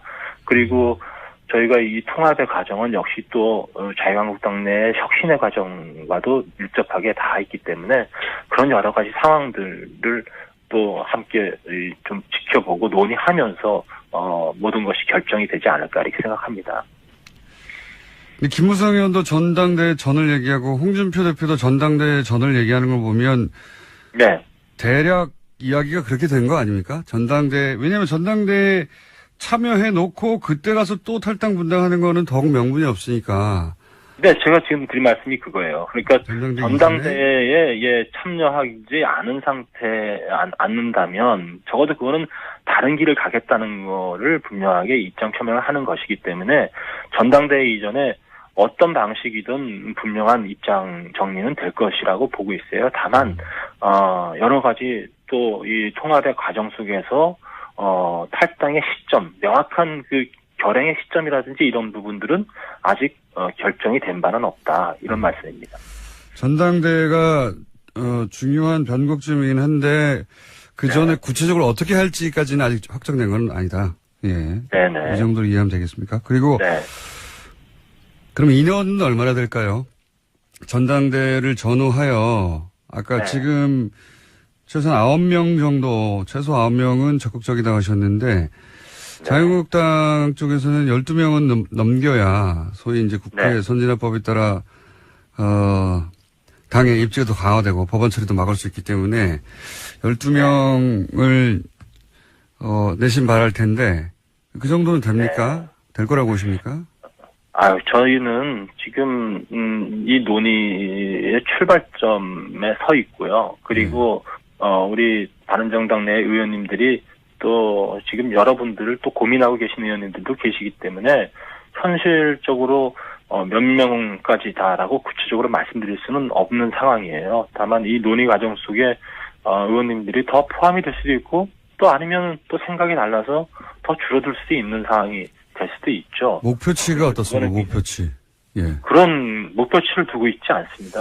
뭐 우리 그 많지 않은 의원들인데 꼭 몇 명까지 하자. 그리고 몇 명이 유효한 숫자다. 이런 논의는 지금 의미가 없다고 생각하고요. 그럼 이건 어떻습니까? 제가 예? 이제 이런 질문을 자꾸 드리는 이유가 뭐냐면 숫자 네네. 물론 뭐 정확하게 네. 모르시겠죠. 근데 제가 네네. 이런 질문을 드리는 이유가 홍준표 대표가 처음에는 이제 개별 입당 얘기하다가 이제 형식에 네. 구애받지 않겠다 하고 말을 바꾼 걸 보면 예. 이제 개별 입당은 아무래도 이제 모양이 잘 안 나고 하니 당대당의 통합 모양새를 김무성 대표도 원하는 것 같고요. 네. 근데 이제 지금 자강파들이 결사 반대하지 않습니까? 그분들이 네. 다수 예를 들어서 절반 이하라 하더라도 뭐 대여섯 명밖에 안 된다 하더라도 결사 반대하면 당대당의 모양은 안 나오는 거지 않습니까? 이거 어떻게 네. 당대당 혹은 그에 준하는 형태의 결합을 하겠다는 거지. 그림이 잘 안 그려졌어요. 어떻게 하겠다는 거죠?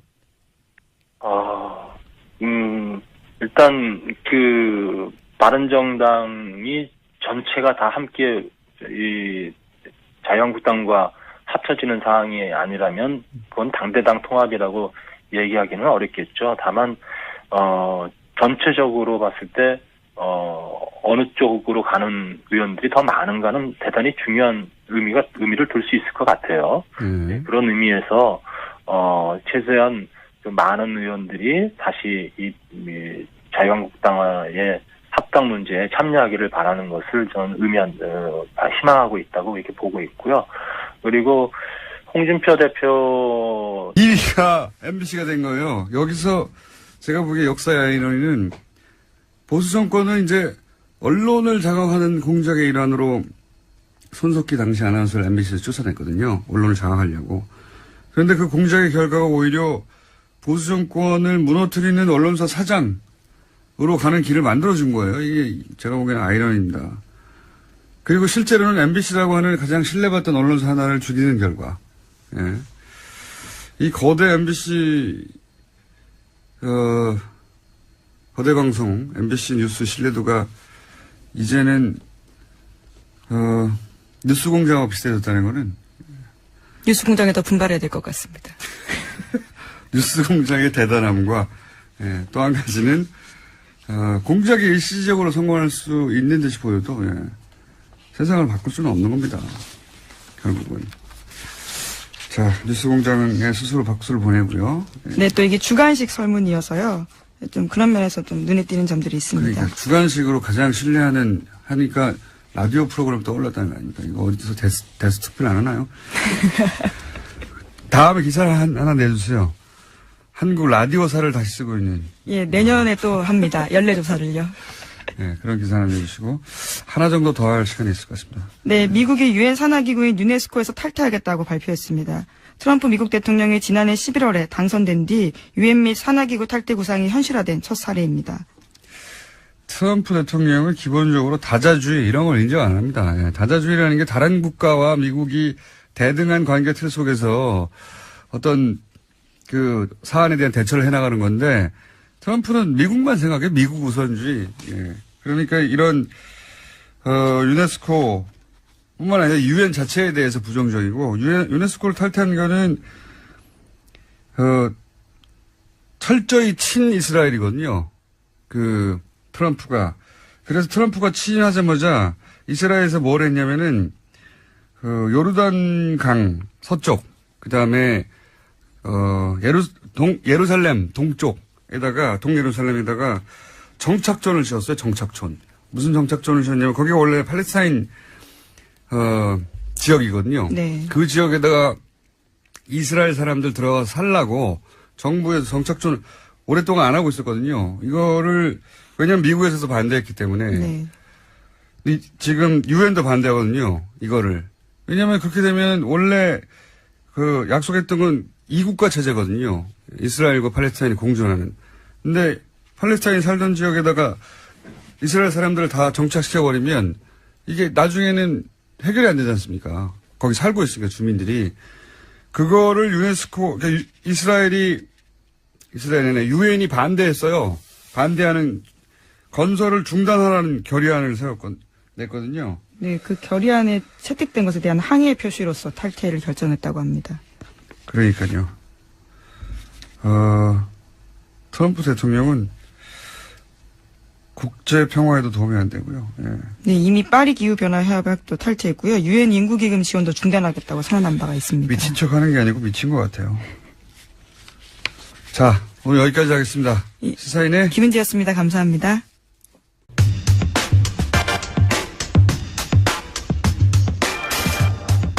바른정당이 11월 13일 전당대회를 앞두고 분당 위기를 맞고 있는 것 같습니다.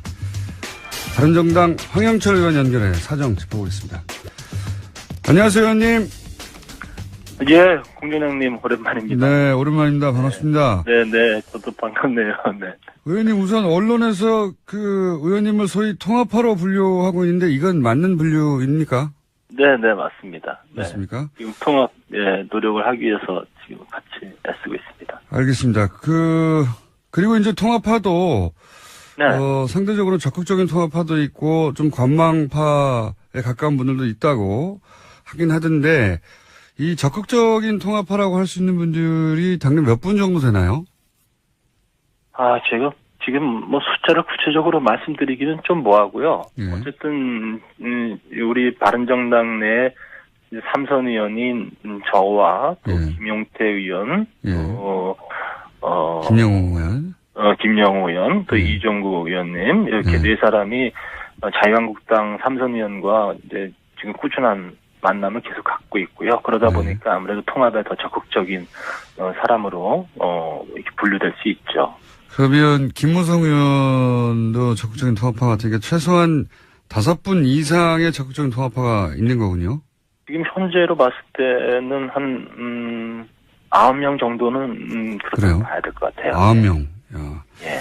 하태경 의원은 지난 수요일인가요? 화요일 날 저희 방송에 나와서 자강파가 되어서 통합파도 그 정도, 나머지 분들이 상황에 따라 입장을 정할 뿐이라고 했는데 통합파는 5-6명이 아니라 한 8, 9 정도 된다고 보시는 거군요? 예, 그렇습니다. 저희가 지금 통합 논의와 관련돼서 서로 의견을 주고받고 있는 의원님이 하태경 의원님이 말씀하신 것보다는 많다. 근데 이런 숫자가 너무 구체적으로 드리는 건 좀 뭐해서 제가 알겠습니다. 자제는 하고 있는데요. 네. 최소 9분 이상, 최소. 그 정도로 생각하면 예. 되는 네, 거죠. 그리고 지난 9일날 유승민 의원, 김무성 의원이 회동을 했는데 결과는 평행선이었다. 이렇게 보도했는데 이 보도는 맞는 겁니까? 예. 저희 김무성 대표님과 또 유승민 의원님과 저도 이렇게 만나서 이야기를 나눴었는데요. 두 분 다 그런 말씀 하셨어요. 그래서 이제 추석 그렇군요. 이후에 만나서 말씀하셨는데 입장 차이를 좁히거나 그러진 못하셨고요. 서로 상대방의 안녕하세요. 김어준입니다. 이명박 정부의 국정원이 김재동 씨가 소속된 다음 기획의 폐업을 유도하는 공작에 국세청도 동원된 사실이 확인됐습니다. 김영근 전 국세청 조사국장과 국정원 직원이 나눈 국정원의 보고서에 따르면 국세청은 촛불 시위를 주동한 세력을 압박하는 차원에서 해당 소속사에 대해 2009년 세무조사를 시행했다. 다시 한번 압박을 위해 세무조사에 나서겠다는 대화가 기록되어 있습니다. 국정원 사이버 사령부 그리고 국세청이 직접 정치 공작에 개입된 것이 짐작이나 심증이 아니라 문건으로 입증이 된 겁니다. 국정원 사이버 사령부 국세청이 동원된 마당에 검찰과 경찰, 기무사는 이명박 정부가 그냥 놔뒀을까요? 그럴 리가 있겠습니까? 이쯤 되면 이명박 정부는 그냥 깡패였던 겁니다. 이런 거 바로 잡자는 게 정치 보복이라면 정치 보복 100번쯤 해도 되겠습니다. 김원준 생각이었습니다.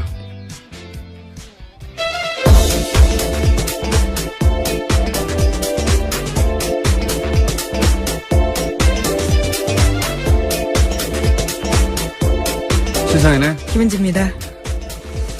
오프닝을 딱 해보면 오늘은 발음이 70% 세겠다. 40% 이내로 세겠다. 오늘은 한 67% 정도 셀 것 같습니다. 금요일이니까요. 자, 예. 첫 뉴스는요? 네, 어제 청와대가 긴급 기자회견을 열었습니다. 세월호 참사를 박근혜 전 대통령이 보고받은 시점이 조작됐다라고 밝힌 건데요. 박근혜 전 대통령은 이제까지 이렇게 주장해왔습니다. 2014년 4월 16일 오전 10시에 보고받았다라는 건데요. 그보다 30분 빠른 오전 9시 반에 첫 보고가 있었다라는 겁니다.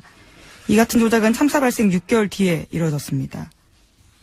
뭐 이런 조작은 놀랍지는 않아요. 예, 당연히 그랬겠거니 하는데 생각해 보시면 최순실 딸 초등학교 동창 아버지가 자기 사업 좀 봐달라고 하니까 그걸 들고 대통령식이나 돼가지고 재벌가 오너에 가서 여기 봐달라고 한 사람들이잖아요. 놀랍지는 않은데 여기서 핵심은 첫 번째는 대통령이 첫 보고를 받은 게 9시 30분이라는 거거든요. 실제로는. 네, 그렇죠. 내부 문건에 따르면 그렇습니다. 근데 이 9시 30분은 배가 가라앉지 않았을 때예요. 이때는. 3층 객실은 완전히 물 밖에 있었던 시각이란 말이죠.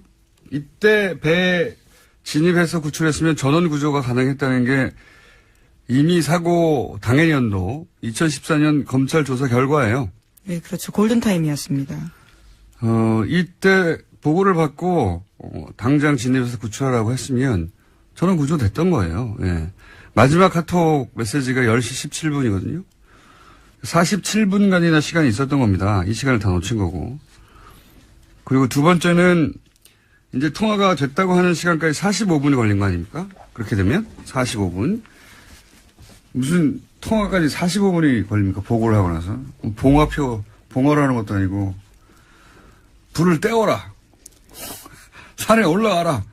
그리고 봉화로 연락해라. 그래야 45분 걸리는 거예요, 요즘은. 그러니까 대통령은 어디서나 연락이 닿는데 당연하잖아요. 국가 비상시에도 즉시 연락이 돼야 되니까. 경호팀이 눈 밖에 나가질 않아요, 절대. 근데 통화가 45분 걸렸다는 건 경호팀도 어떻게 할 수 없는 45분간은 전화조차 받을 수 없는 상황이었다. 예. 그 상태가 뭐냐? 잤냐? 뭐 자는 게 됐습니까? 깨우면 되지? 그래서 이제 여러 차례 언론에 제기됐던 뭔가 시술을 받고 있었던 거 아니냐. 그리고 서로 시술을 받고 있다고 해도 대면 보고도 아니고 전화인데, 그렇게 오래 걸렸다는 건 이 청와대 영내 없었던 거 아니냐. 이런 의혹을 가지는 건 너무 자연스러운 거고요. 그 시간 동안 국민들이 죽어가고 있었기 때문에 저는 이건 끝까지 밝혀야 된다고 봅니다. 반드시 밝혀서 후세에 두고두고 교훈으로 남겨야 되는 사안이고, 단순히 30분을 늦췄다가 아닌 거죠. 왜 늦췄겠어요? 이 시점에 하필 9시 반에 보고받았다는 게 밝혀지면 그때까지는 배가 넘어가지 않았다는 게 명백히 드러나고 그때는 다 살아있었다. 그리고 검찰 발표도 있었거든요. 조사 발표도. 그때 진입했다면 전원 구조했다고. 이거는 끝까지 밝혀야 된다. 그런 시간을 이제 늦췄고, 그리고 재난 컨트롤 타워를 원래 청와대인데 안행부로 바꿨고. 네, 그런 문건 조작도 있었습니다. 어제 청와대가 발표한 건이 그게 하나 더 있는데요. 국가재난을 총괄하는 기관을 청와대에서 안전행정부로 불법으로 변경한 문서도 나왔다라고 합니다. 내 책임 아니다 이거죠. 예. 이건 이러한 지시는 또 김관진 국가안보실장이 했다고 봅니다. 혼자 했겠어요. 바꾸라고 하니까 바꾼 거지. 놀랍지는 않아요. 놀랍지는 않은데 이제 드러났다는 게 놀랍네요. 이렇게 깔끔하게 지우지 못하고. 들키지만 않으면 뭐든지 했으니까요. 예. 지금까지 드러난 것만 가지고도 충분히 추정할 수 있는 내용이었는데, 이때까지는 이제 근거가 없어 추정하지 못하다가 이제는 법적 책임도 져야죠. 예, 아주 공식적으로 공개된 사실이 된 겁니다. 자, 다음 뉴스는요? 네, 또 이제까지 세월호 7시간과 관련해서 그 의혹을 은폐하기 위해서 박근혜 정부가 많은 노력을 했다라는 사실도 알려졌었는데요. 또 관련된 문건도 나왔습니다. 더불어민주당의 이재정 의원이 공개한 내용인데, 세월호 특별조사위원회 활동 기간에 작성된 대통령 기록물입니다. 특조위 활동을 막기 위해서 청와대가 다양한 활동들을 했다라는 내용이 쓰여 있습니다. 이것도 놀랍지 않습니다. 예. 대통령이 청와대에서 당시 정상적으로 대응했으면 공개 못할 게 뭐 있습니까? 예. 이렇게 조작하고 있었으니까 공개를 못하는 거죠. 자, 세월호 관련해서 조작한 게 이거밖에 없겠는가. 예. 근본적으로 다시 세월호에 들여다봐야 된다는 생각을 하고요. 자, 다음 뉴스는요. 네. 댓글과 관련된 내용도 계속 전해드리고 있는데요. 군 관련된 소식입니다. 연재욱 옥도경 전 국군사이버사령관이 댓글 활동을 김관진 전 장관에게 보고했다라고 검찰에서 진술했다고 합니다. 이틀 전에 검찰에 두 사람이 나왔었는데 관련된 사실들을 인정한 겁니다. 이 두 사람은 이미 사실은 재판을 받았어요, 관련해서. 그래서 네, 여전히 진행 중이긴 합니다. 한 사람은 선고 유예가 됐고, 한 사람은 집행 유예가 됐어요. 굉장히 가벼운 처벌이죠. 예.